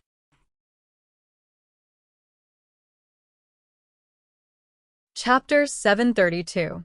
Yun Jian looked at Su Zhoming's wild face and spoke again without fear. Su Zhoujing failed to kill me with a sniper, but he severely injured my men from Falcon Hall. Since he dared to hire a sniper, he deserves to die. As she spoke, Yun Jian's eyes sharpened. Her face was calm. Although she had the pretty face of a young girl, Yun Jian's face was filled with endless coldness. If she had not intervened that day, Su Zetian would have died. She was very protective of her own people. Yun Jian admitted that to herself. Since Su Zhoujing dared to hire a sniper to assassinate her and even injured Su Zetian by mistake, he deserved to die. Then he would have to pay the price, death. Together with Flying Passage, they would all be buried with him. Yun Jian had never regretted killing Su Zhoujing. She never did anything she regretted. The words Falcon Hall were like an invisible palm that slapped everyone's heads at lightning speed. This young lady, is she from Falcon Hall? Furthermore, those who were able to attend the gathering were undoubtedly the strongest members of a gang or company. If that's the case, this young lady, you're Falcon Hall's boss, Rakshasa? Han Biao lived up to his name as the boss of the province's #1 gang. Although he was not good-looking and short, he had a sharp mind. Although it was hard to believe that Yun Jian was Falcon Hall's boss, Rakshasa. However, based on Yun Jian's behavior and what she said, it was hard to believe. If Han Biao still could not figure it out, then his position as the boss of the province's #1 gang would be wasted. Falcon Hall's boss? Rakshasa? When everyone heard Han Biao's words, it was as if they had been struck by lightning. They all stood rooted to the ground, dumbfounded. It was as if they had pitied and despised a beggar on the side of the road, but the next second, the beggar had donned the king's clothes and stood at a height that no one could reach. Those who thought Yun Jian was being unreasonable and foolishly admitted that she had killed Su Zhoujing and destroyed Flying Passage looked at Yun Jian in a different light. What? When Yu Xiaodan heard this from afar, she was so shocked that her eyeballs almost fell out. He suddenly found out that the person he had looked down on and even mocked just a moment ago had become the boss of the second strongest gang in Jia province in the next second. She was also the legendary boss of Falcon Hall, Rakshasa, who had charged into Flying Passage alone and killed Su Zhoujing in front of everyone. What kind of feeling was this? Moreover, she was about the same age as his son, but she was already the boss of the second gang in Jia province. No matter who it was, they would be frightened and terrified by this sudden feeling of terror. It wasn't just Yu Xiaodan, Yi Kai Gao Meihan, Dai Qingqing, and Grandpa Kai. All of them were terrified.